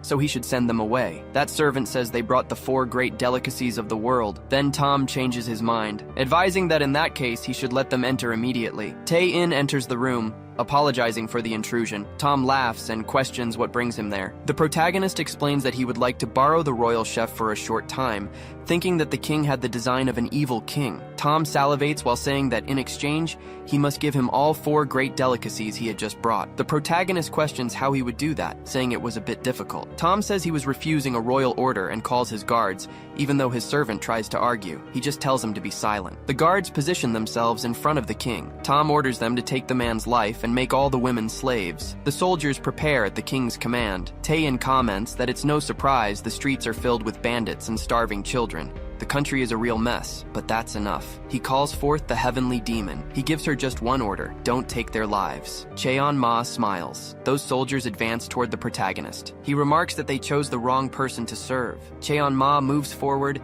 and decimates them all without even giving them time to react. Tom wonders how she handled all those elite knights. The protagonist apologizes for the commotion, but since things turned out like this, it would be better if they took the throne. So, he places the crown on Kim Il-jin. Tom begs for his life. The hamburger tells him that he is now a king. Then, the protagonist tells him to bring the head chef. The new king orders his servants to do it immediately. Tae-in remarks that this situation is truly hopeless. The servant apologizes for making them wait. This was Sanchez Beck, the king's chef. Tae-in questions his appearance. Tom says it's because he's the son of slaves and just lazy, even when given a chance. Even so, Tom admits he finds his skills very valuable. The servant rats him out, revealing that this pig was working Sanchez to the bone, forcing him to cook without rest. Tom claims Sanchez was ungrateful because he knows nothing about honor. Tae-in complains that Tom really was a disgusting guy. This was revolting. Kim Il-jin declares that he sentences him to dimensional exile. Tom asks them to wait a minute, but that pig king is sent through the portal while screaming to be saved. Layla says a lot has happened. The protagonist comments that it was still very fun. Anyway, the last thing remaining was this person. The future of humanity, currently with a lot of tiredness in his body. People call for Chef Sanchez, and he finally wakes up. Apologizing, he says it will be ready in a minute. Tae-in asks Chef Sanchez to calm down. Sanchez shouts that he needs to cook because it will be a disaster if His Majesty gets hungry. The protagonist tells him not to worry. That tyrant is finished now. This little guy was the new king of Uchenia. Sanchez asks what food he is talking about. Kim Il-jin says he commands Sanchez Beck to make something delicious with the ingredients that are right there. Sanchez is awestruck to see legendary ingredients. The protagonist says not only that, but the cart is full of the other 4 delights of the world. He asks if Sanchez can make the best food in the universe. The chef gulps upon hearing that. He heads toward the kitchen. Yoon-ye puts on her apron and nods to him. The chef starts chopping some onions quickly. Immediately after, he prepares a soup with thorns from the sea of lava. Yoon-ye cries upon seeing the leg of one of the paradise rabbits. Together, they try to break the dragon egg,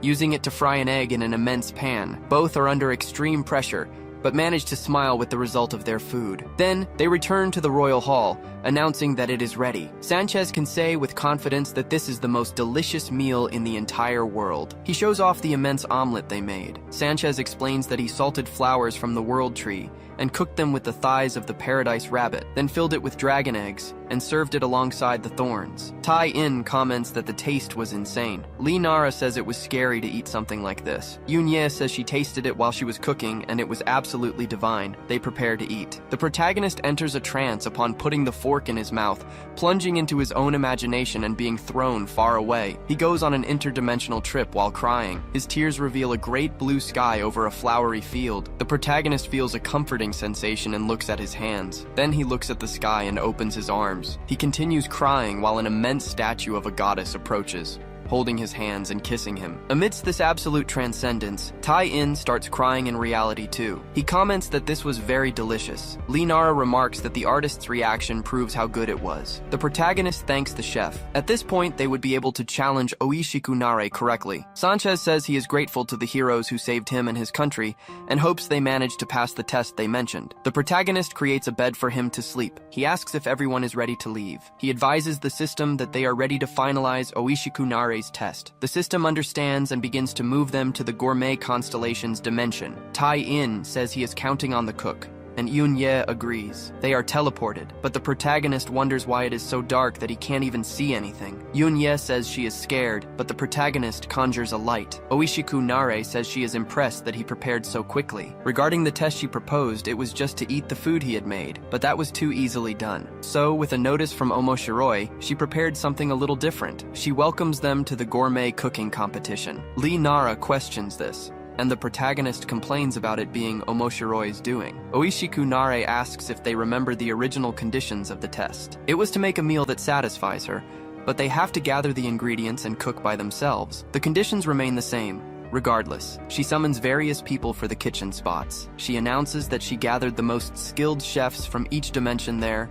and they will present their signature meals. If the protagonist's meal isn't the most delicious among them, she won't be satisfied. Lee Nara shouts that this isn't fair because she is changing the rules. The protagonist says it is okay. He already expected this. Besides, they prepared the most delicious meal in the universe. Oishiku Nare replies that the chef she is betting on particularly is someone she had her eye on for a moment. She points to Sanchez, who is standing there with the 4 delights on his head. The group is shocked, saying those are their ingredients. Tai-in asks the system what happened to their ingredients. Yoon-ye asks what they can do. Meanwhile, Sanchez opens his eyes ready to cook. A fish chef says this is the special meal his clan eats on their most important days, the underwater world cake. It is more delicious if placed next to a clay bowl. Oishiku Nare thanks him for the meal. She eats it, saying it is really delicious. But the cake wasn't even baked correctly. A Galgalang of the Quilok clan will now be extinct as punishment. Then she orders the next one to come. Kim Il-jin asks what that was. They hadn't just been eliminated, but exterminated. Sanchez apologizes to them. The constellation said they cannot share ingredients. Tai-in questions what kind of nonsense this is. Lee Nara says he knows those ingredients are theirs. Sanchez replies that he is there, unable to repay their kindness. He really feels sorry that things turned out like this. Tai-in says they shouldn't confuse their opponent. It was Oishiku Nare who placed them in this situation. So, he calls out to the constellation with a shout. If she took all their ingredients, they couldn't do anything. Oishiku Nare replies that he wasn't prepared. In that case, she'll give a little more time to gather ingredients again. She will judge the meals when they are complete, and he must do his best. Yoon-ye asks about summoning the ingredients again. Oishiku Nare replies that she will accept only ingredients gathered by them personally. Summoning or copying ingredients with magic is cheating. Yoon-ye complains that this is ridiculous. Nara asks what they should do, wondering about using their ability to turn back time. The protagonist explains that constellations are not affected by space-time distortions. At that moment, a strange idea enters the protagonist's head. He thanks the narrator for this. He advises everyone that it will be okay because he has an idea. Oishiku Nare says she is anxious for the next meal. The protagonist remarks that while it's good to crush everything forcefully sometimes, it is also fun to overcome obstacles with risky moves. Then, he has a question for Yudo Rinai. A chef presents a meal to Oishiku Nare, heated xenon ore. But she continues extinguishing all the chefs whose meals she hated without even caring. She wonders if there won't be any delicious meals. Then she notices that Chef Sanchez seems to have just finished cooking. Oishiku-nare asks what it is, as they look like dragon eggs. Sanchez declares it is the most delicious omelet in the world. The constellation replies that is a lot of confidence. Sanchez explains he was only able to prepare the meal thanks to the efforts of the heroes present. Oishiku-nare ignores this and puts the fork in her mouth. A wide smile spreads across her face. She calls it perfect and admits it truly is the most delicious food in the world. It seemed they had a major contender for victory. The other chefs are surprised he was spared. Oishiku-nare says he really brought out all the natural flavors of the ingredients and wonders where he found them. But Sanchez replies that he gives up on this competition. This food wasn't made with ingredients he brought, so he can't go outside with a clear conscience. Oishiku-nare says that in that case,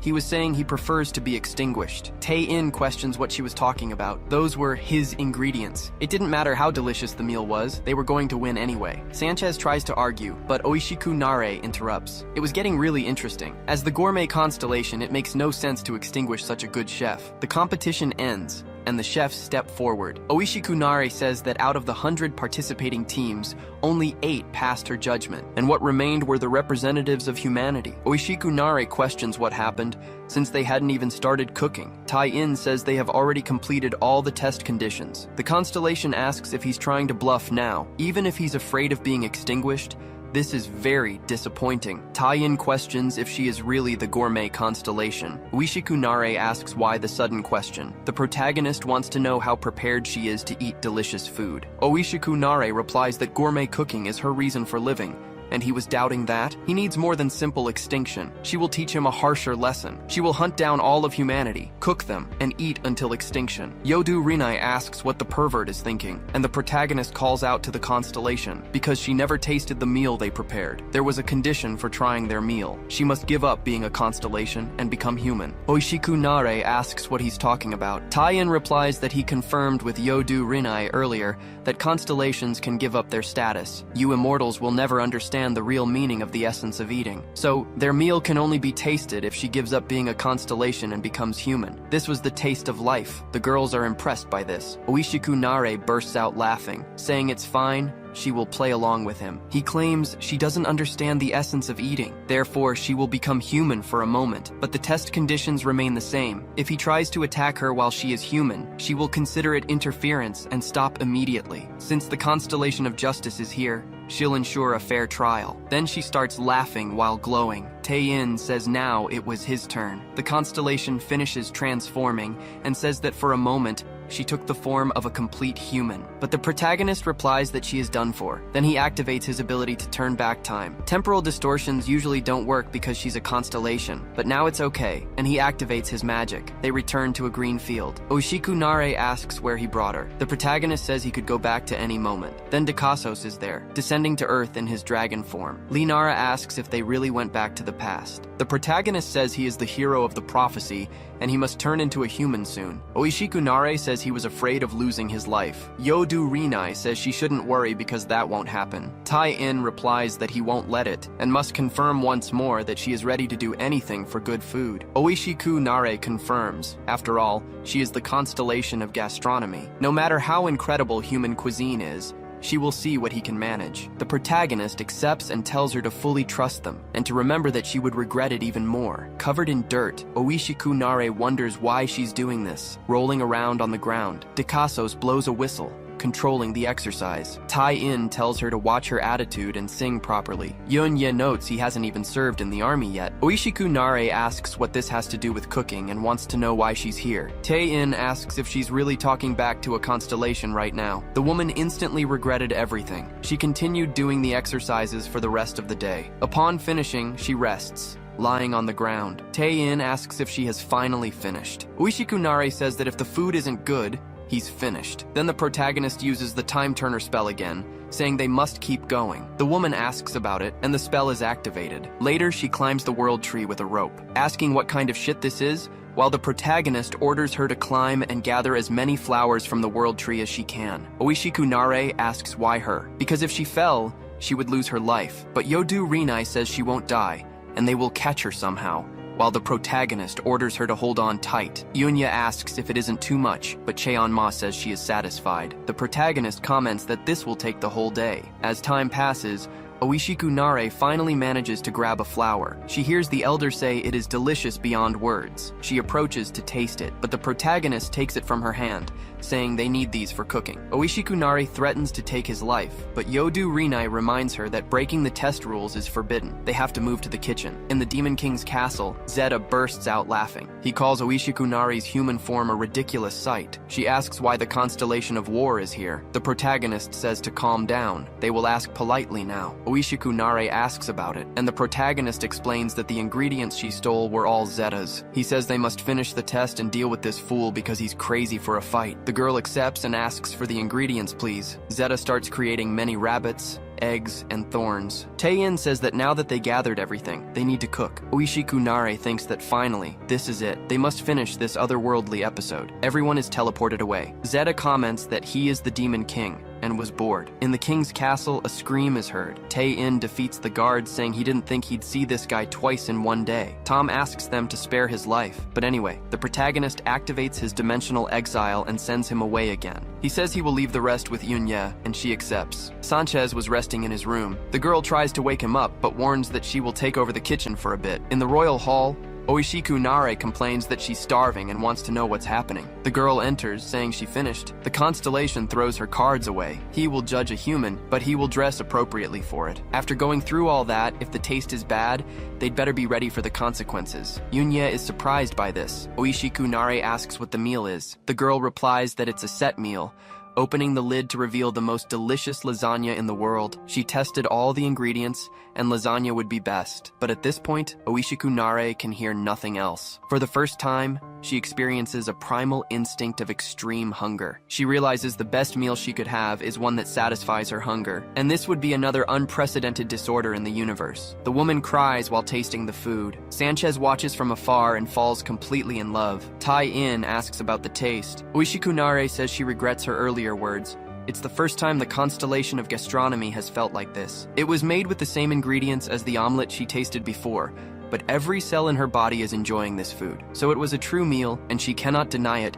because it really is the best. Yunya asks about the test, and Oishiku Nare confirms. They passed. The group celebrates. Yunya asks if the protagonist knew this would happen all along. Tai-in denies it. It was a gamble. He thought developing the others would be more interesting, so he just created the flow. The girl asks what he meant. The protagonist replies that it was only possible thanks to her. The food she made at his house was truly delicious. Her cooking skills gave him the confidence to believe in her. The girl blushes, replying that clearly he should be grateful. The system announces he has cleared the constellation of gastronomy's test and will unlock Ascension Stage 3. Kim Il-jin questions this. Even when he used it before, he lost fights. The system tells him to stop it. The protagonist implores it to release the next level of Ascension. Nothing was more important than getting stronger. Fighting a constellation on equal footing would be impossible, but he didn't plan on playing their test games forever. Yunya says she cleaned her plate. Oishiku Nare replies that one must not leave leftovers. The girl asks if she's still hungry, and the constellation responds that she feels like she could eat more. Sanchez interrupts, excusing himself. He wants to know if he should make dessert. He's never seen anyone enjoy food like her. As a chef,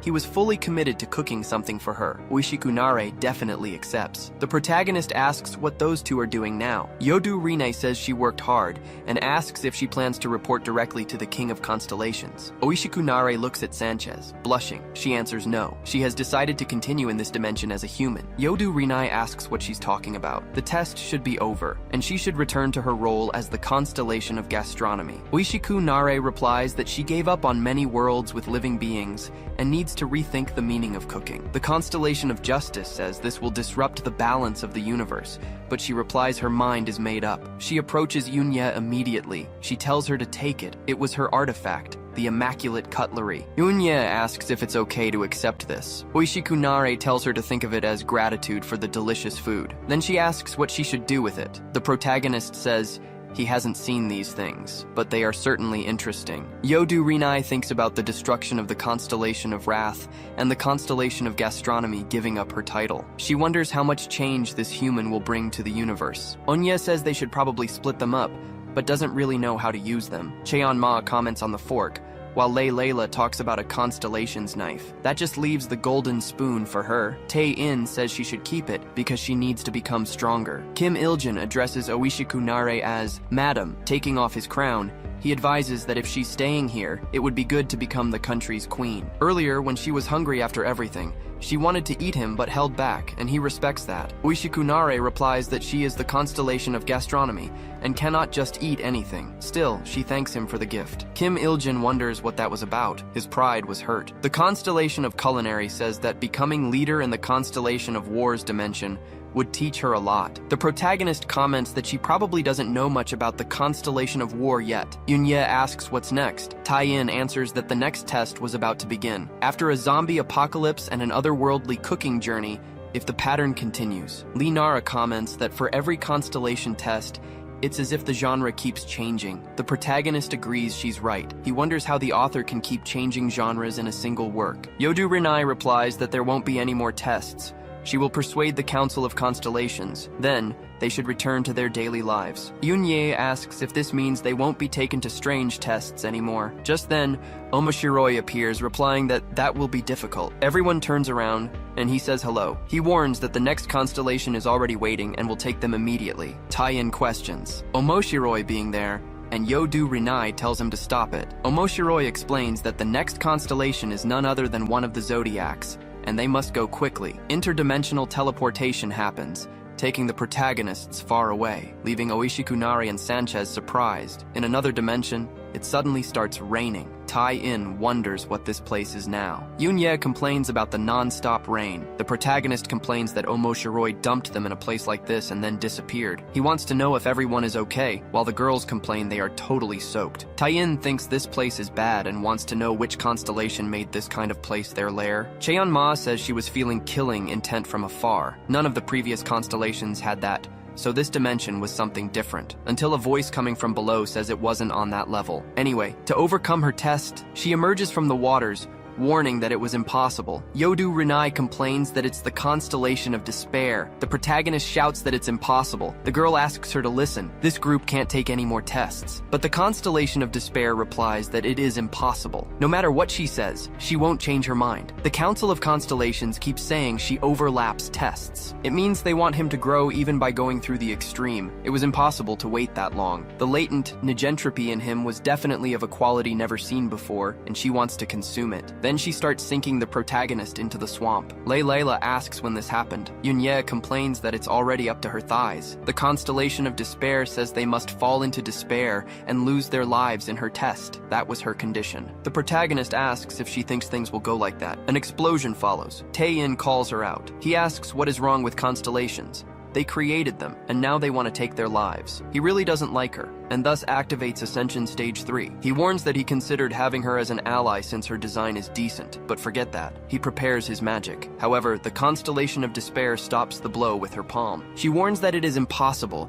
and she cannot permit such dangerous actions in her domain. The protagonist thinks this incredible power and speed must be the combat power of one of the 12 houses. It was on a completely different level than when he first fought Yodu Rinai. These guys really want to take his life, so they won't even give him a chance. But he also has his tricks. He activates the Constellation of Wrath's artifact. He warns that he has grown too since the last time. A punch hits the Constellation's guard with his Berserker punch. She is repelled far away, and a stellar explosion happens. The protagonist comments that now, in Stage 3, he can control the power of the Wrath Amulet. The Constellation of Despair complains that this is impossible, and wants to know how a mere human possesses this level of power. Tae-in thinks it is possible and now he can defeat a constellation. So he advances against her once more. But Yodu Rinai tells the pervert to stop. The protagonist tells her to get out of the way. If she keeps acting like an annoying character like this, her popularity will plummet. She says she was protecting him and humanity. At this point, no matter how hard Omoshiroi and she try, the Council of Constellations wants to exterminate humanity. The protagonist lowers his fist. The Constellation of Despair stands up, saying it is impossible. Humanity will not escape extinction either way. That is what she decided. Yoon-ye asks what that is, as there were waves behind her. The Constellation of Despair replies that they must drown in the swamp of despair while experiencing the worst despair possible. Tae-in complains that his companions are in danger and tries to activate his rank A defensive barrier ability. Muramu Rimuru stops him, telling him to just give up and fall into despair. Yodu Rinai asks everyone to calm down and listen carefully. The authority of the constellation of despair was such that the more one falls into the swamp of despair, they would be trapped in an illusion of their worst internal suffering. They would probably experience agony worse than any other, yet they must not despair. If they endure and survive to the end, they will definitely return. The constellation tries to say it's impossible, but Yodu Rinai replies that it isn't. The humans she saw were amazing things. Even if they were to break the order of the universe, their wisdom and willpower were incredible. They aren't weak enough to lose their lives in her test. It will be all right in that case. The most important thing is to never break. The swamp engulfs the protagonists. Tai-in tries to defend himself using personal exclusion. Yodu Rinai appears, resting her hands on his shoulders. She reassures him that everyone will be okay. He needs to surrender to the swamp and overcome his own despair. She tells him she can't help him directly, even though she isn't affected by it. Tai-in looks back. Amidst the chaos, he tells her he's leaving his companions in her care. Yodu Rinai tells him not to worry. She'll protect their bodies. Tai-in deactivates his personal exclusion and sinks into the swamp. A voice starts calling out to him, telling him to wake up. He wonders who it is. It's Kim Il-jin. He tells Tai-in he was supposed to buy bread, but he's just lying around sleeping instead. He slams Tai-in's face onto the desk, calling him a bastard. Tai-in wonders where the hell he is and what's going on. It hurts. Kim Il-jin asks if the idiot is awake yet. He says Tai-in has no choice and needs to come quickly. Tai-in realizes it's a classroom. It doesn't seem like he went back in time. Kim Il-jin warns him that he's about to get a real education. Tai-in wonders if this is the despair situation he was warned about. Kim Il-jin asks if he's coming. Tai-in experiences flashbacks of being bullied. He wonders what this is and what he should do. He grabs Kim Il-jin's hand. Tai-in tells him they should go. He internally questions if he isn't supposed to be an SSS rank super strong protagonist. They go to the rooftop, where he is brutally beaten. Tai-in wonders what kind of plot development this is. He was sure the last moment was the satisfying turning point where the bully gets taught a lesson by SSS rank power. Kim Il-jin complains that today really sucks. Tai-in asks why he's being beaten up again. He tries to activate his D-rank freezing skill. Nothing happens. Kim Il-jin calls him a pathetic loser. Tai-in thinks about how even his weakest ability won't activate. No Amulet of Fury. No Ascension unlocked. This is really bad. A punch hits his stomach. It's a situation where despair is his only option. Kim Il-jin tells him he can't even shine shoes properly. Il-jin threatens that if Tai-in doesn't bring it before the break ends, he'll lose his life. Tai-in thinks he should be destroying planets with a snap of his fingers. This is definitely a fictional world in his head, but it feels so real. He wonders if the others are going through situations like this too. That bastard wasn't originally this cruel. Tai-in stands up from the dirty water. He thinks this place is like hell, where he just sits in despair, but now he's turned his back on it. His battle instincts as a hero who saved the world remain. He advances with a punch, but it doesn't even faze Kim Il-jin. Tai-in gets scared and screams as he's grabbed by the shirt. He is beaten to the point of being unrecognizable. Tai-in thinks this bastard is begging to become hamburger meat. He can't call up his status window or use his skills. If he keeps getting beaten, he'll fall into despair. He needs to learn how to fight. Learning on his own isn't an option. He needs someone to teach him. He remembers Jo Yoon-ye, who has incredible athletic ability. Even if he doesn't learn to fight, he can learn how to build up his physical strength. He needs to visit Yoon-ye's classroom during the break. His nose won't stop bleeding. It's embarrassing to be seen like this by Yoon-ye. Then, he notices Kim Il-jin is talking to her. Il-jin is telling her he'll pay for everything, and she shouldn't feel pressured. Eun-ye rejects him and tells him to leave her alone. Kim Il-jin puts his hand on her shoulder, telling her not to play hard to get. Eun-ye pushes him away, telling him to get lost. The bully asks if she really thinks he'll keep giving her attention out here in the hallway. Suddenly, Tai-in grabs him from behind, saying they need to leave. Il-jin demands to know who he is and tells him to beat it, claiming she's with him. Il-jin asks if moss has grown on Tai-in's brain. Tai-in thinks his body moved on its own, because he felt he had to do something. The bully grabs Tai-in's arm, saying this perverted bastard is getting really annoying. He says Tai-in is begging to go to hell today. Yoon-ye tries to tell them to stop, but Kim Il-jin executes a suplex, slamming the protagonist's back onto the floor. People comment that he looked like Michael Chandler from the UFC. Yoon-ye asks if this crazy bastard wants to go to juvie. Kim Il-jin asks who's going to send him there, bragging that his dad will just cover for him anyway. Tai-in thinks this is it, a despair he cannot escape on his own strength. He just wanted peace. Yoon-ye grabs the delinquent's fist. Kim Il-jin asks what the hell this is. The girl asks if he's going to kill Tai-in, telling him to stop before he goes too far. The bully accuses her of defending the idiot, suggesting there must be something going on between them. Eun-ye gets irritated at his nonsense. Kim Il-jin shouts, demanding to know their relationship, and grabs her hand. Eun-ye gives him a cold look. She uses her free arm to remove his hand and spins into a move. Kim Il-jin falls to the ground with his arm twisted. Eun-ye starts punching him in the face repeatedly. The protagonist watches her defeat the bully, thinking it's absolutely incredible. Eun-ye walks over, calling him a pervert. She wants to know if the back of his neck is okay. The protagonist sits up, saying everything is fine. Eun-ye asks why he stepped in. She could have handled it herself. The protagonist just wants to know if she's good at fighting. She explains that when she was younger,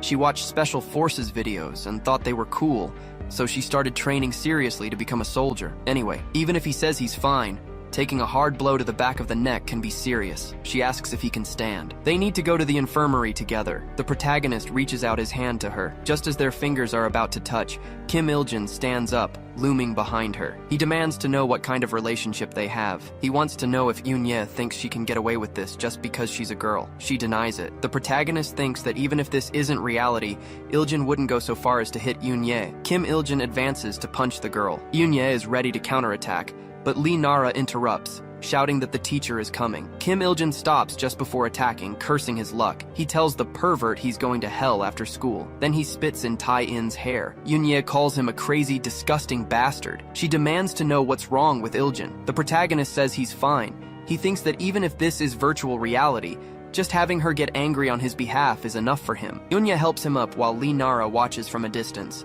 They arrive at the empty school infirmary.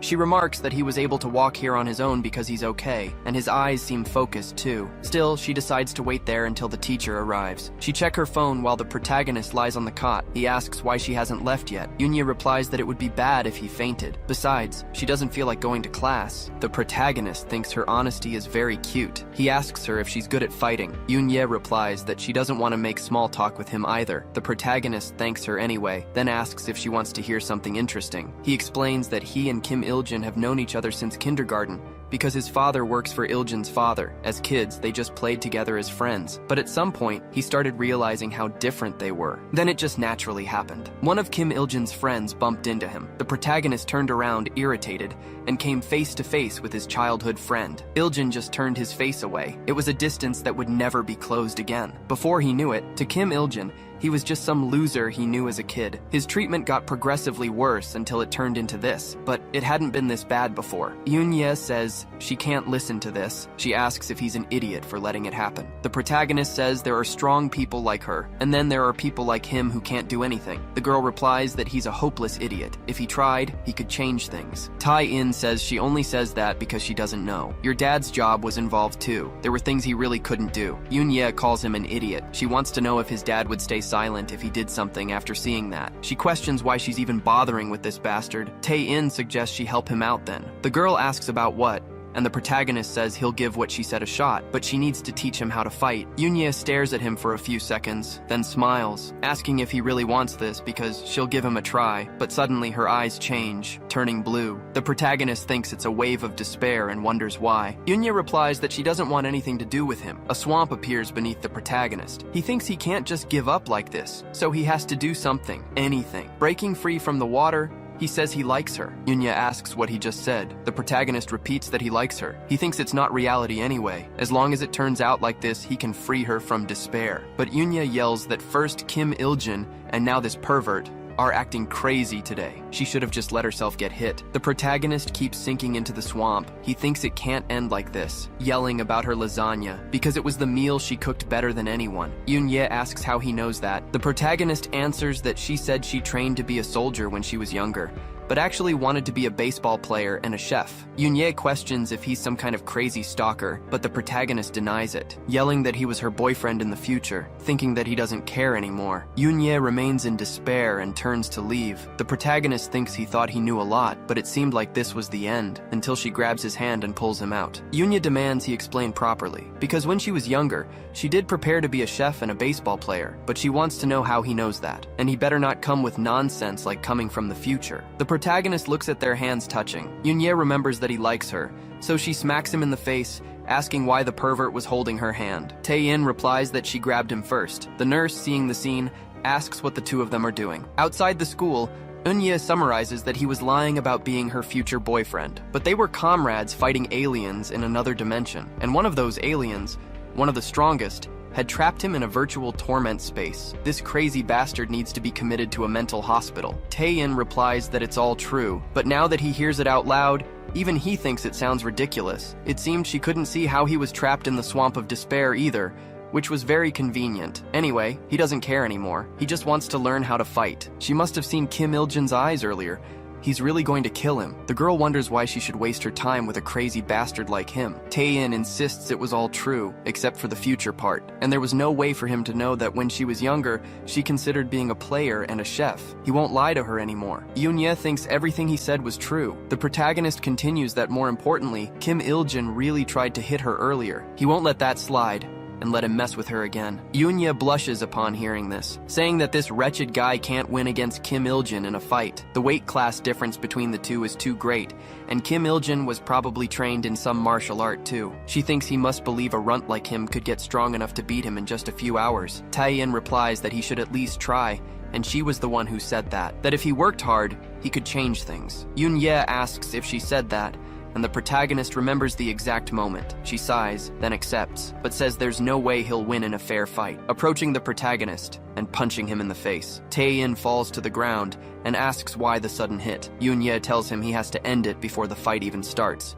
creating an opening and aiming for a vital point. They would keep practicing until class ended, and the protagonist gets up off the floor. In the classroom, the teacher tells everyone to look at the class group chat and pay attention. Tae-in thinks Eun-ye's training was tougher than the Constellations tests. At this point, his energy was about to run out until Kim Il-jin calls him, ordering him to follow, while the protagonist wonders why his art style was changing. Tae-in stands up, saying he understands, while thinking that for now he'll follow the plan Eun-ye made, questioning how he got hit just now. The protagonist answers it was because she attacked suddenly with her elbow, and Eun-ye replies that was the point. He got hit because he didn't expect the blow. If he had known, he would have at least thought about dodging. It would be the same with Kim Il-jin. That guy only thinks about attacking and doesn't even think Tae-in will fight back. So he must remain submissive as always until he sees an opening. Kim Il-jin calls out the perverted bastard, saying that whatever action he takes against him is his own fault, so he better not dare blame him later. It isn't until the protagonist kicks him in a vital point before he finishes taking off his shirt. Kim Il-jin goes into shock and even cries. The protagonist thinks he found the opening and hit the vital point, and it worked just like Eun-ye said. That delinquent throws himself on the ground, rolling from side to side, feeling immense pain, saying he's a crazy bastard and he's going to kill him for doing that. Tae-in sighs, wondering if this wasn't cowardly. Even if he doesn't formally know martial arts, just practicing hitting vital points was cowardly. Eun-ye questions if he's an idiot, because he was being beaten by a childhood friend who knew the weight difference full well, besides being bullied and tormented. That was the true attitude of a coward. The protagonist is enlightened by this, returning to the present while Kim Il-jin screams in pain, complaining that he's going to kill him. Meanwhile, the protagonist thinks that he used to believe violence was never justified in any situation, so he won't justify this either. No matter how vivid it is, this is a virtual space. He is nothing more than a fictional character made to provoke a specific emotion, saying he won't let someone like him take him down, landing a blow on Kim Il-jin's face. From afar, Eun-ye thinks there was no way he actually beat Kim Il-jin. The protagonist yells for him to not even think about messing with him or Eun-ye again. The girl blushes hearing this but hides again, thinking that he did it and overcame the despair, until Kim Il-jin grabs the protagonist's hand. He tries to change position, twisting his wrist. Eun-ye thinks he's an idiot, while Kim Il-jin warns that he's going to lose his life today, until he gets hit by a fist in his face. The protagonist managed to fight back easily. Eun-ye thinks that in a submission position, he was still thinking about attacking. Il-jin really was an idiot. The protagonist thinks it was just like Eun-ye taught him. Remembering earlier when she climbed on top of him, the protagonist says that was a bit much, but he gets hit by a fist in his face. Eun-ye questions what he said, and the protagonist tries to speak, being hit repeatedly by the girl. She says that instead of opening his mouth, he should try to escape to get into the dominant position. The protagonist says she planted her foot on the ground and pulled his body up. The girl hits him one more time, wanting to know if it's still not sinking in, because if he gets captured like this, he can assume he's lost the absolute majority of the time. On the other hand, if he gets this position, he wins most of the time. That guy, Kim Il-jin, doesn't even understand knockouts and submissions. In that case, if he assumes the position, She'll show him something useful. He must keep his center of gravity at the waist so the opponent can't roll. Then lock their arm movements and finish properly. He executes the move exactly as Eun-ye taught him earlier, reiterating that Kim Il-jin never should have messed with him. The bully is knocked out cold. The protagonist feels the aura of despair fading away. Eun-ye appears, remarking that she didn't expect him to score a knockout like that. Not bad at all. Maybe he has natural fighting talent. The protagonist agrees. It was all thanks to having a good teacher. The girl finds this odd, but then laughs, asking if he's an idiot. Tae-in realizes this is the first time he's seen her smile like that. He asks how she's so good at fighting. Even with military prep, it doesn't make sense. Eun-ye admits it wasn't exactly normal. Her father knew someone in special forces,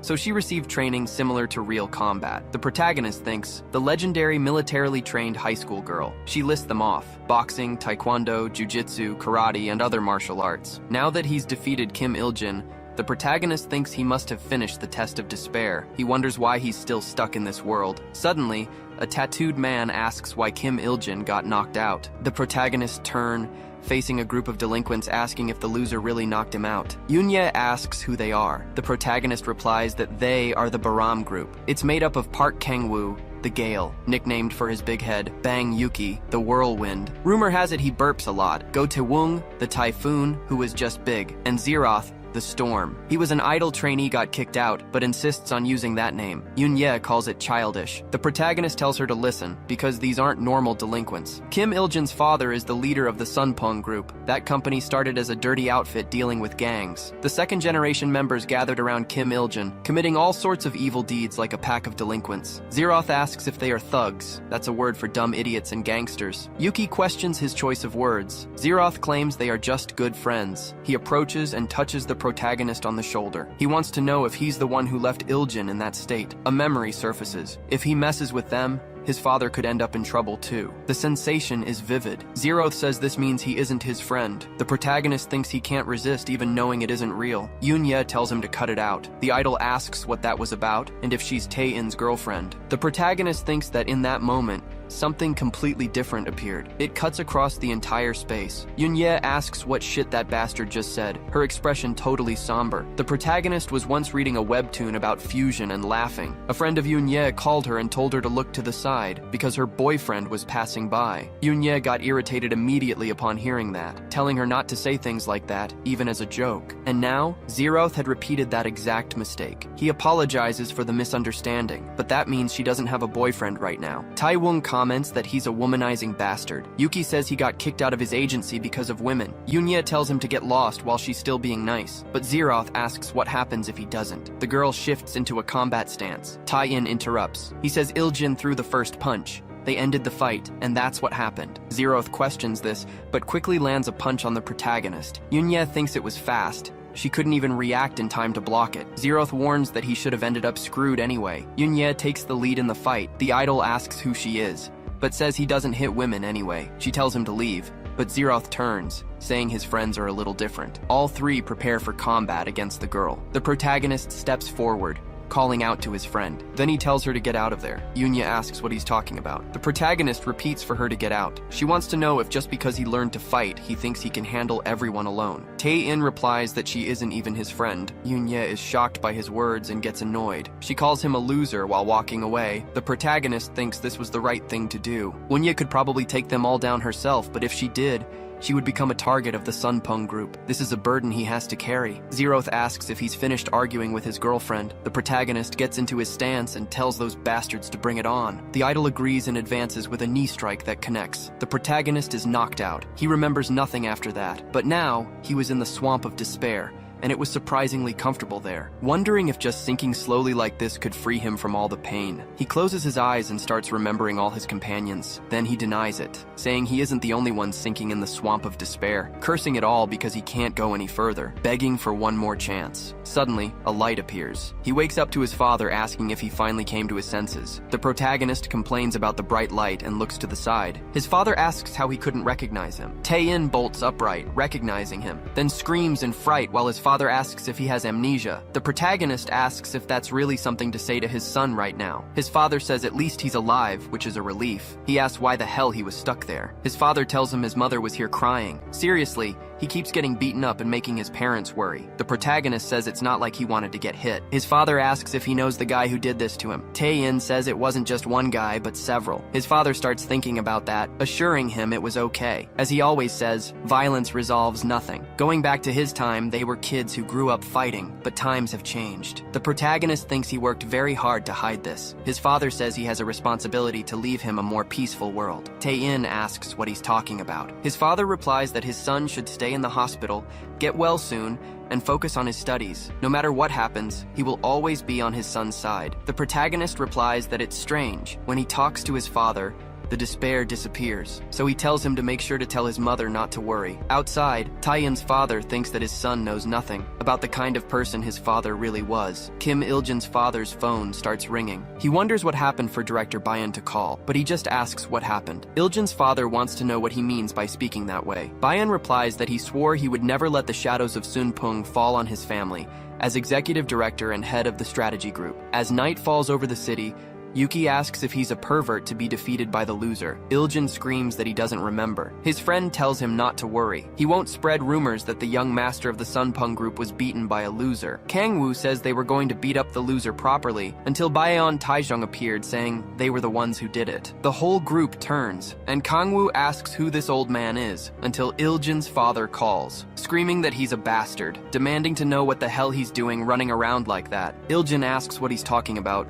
but his father tells him to shut up and come home, because the father of the guy he messed with. The leadership of the South Korean corporation was legendary. It started with President Kim, whose success story was widely known to the public, but in the past he was nothing more than a gangster running small bars. The fact that he made several mistakes with other gangs was not well known, and there was a good reason for that. The Legend of Sunpung was a tale of corruption, a story written by the deviant's own father. He single-handedly dominated local crime syndicates and controlled the local market, completely overpowering everyone. After defeating all the gangsters, he integrated them into his businesses. Using his natural business acumen, he ran things properly and built it into something massive. Bars turned into restaurants, and the underworld life transformed into Sunpung Entertainment. It eventually evolved into heavy industry offices, riding the wave of South Korea's rapid growth with the company leading the charge. Tae-in's father was that kind of man. The condition he set while firmly refusing the position of Sunpung's chairman was simple. His wife and son were to have a normal life. No extravagant chaebol luxuries, no underground violence, just a normal life. Once that was guaranteed, he gave up everything else. It was an agreement bordering on madness, but for this man, family was everything. He chose a simple life, far from power and glory. When Tae-in was a child and asked what his father did for a living, he would simply reply that he was just an office worker. Il-jun's father now says that he has touched this man's greatest taboo and needs to get somewhere safe immediately. Kang-woo asks if the sir knows them, but Taejong replies that he certainly knows them very well. He was the eldest son of Yong-hoon from Heavy Industries. Then, with a single movement, he throws him aside. Il-jun's father keeps trying to call out to his son, but gets no response due to the shock.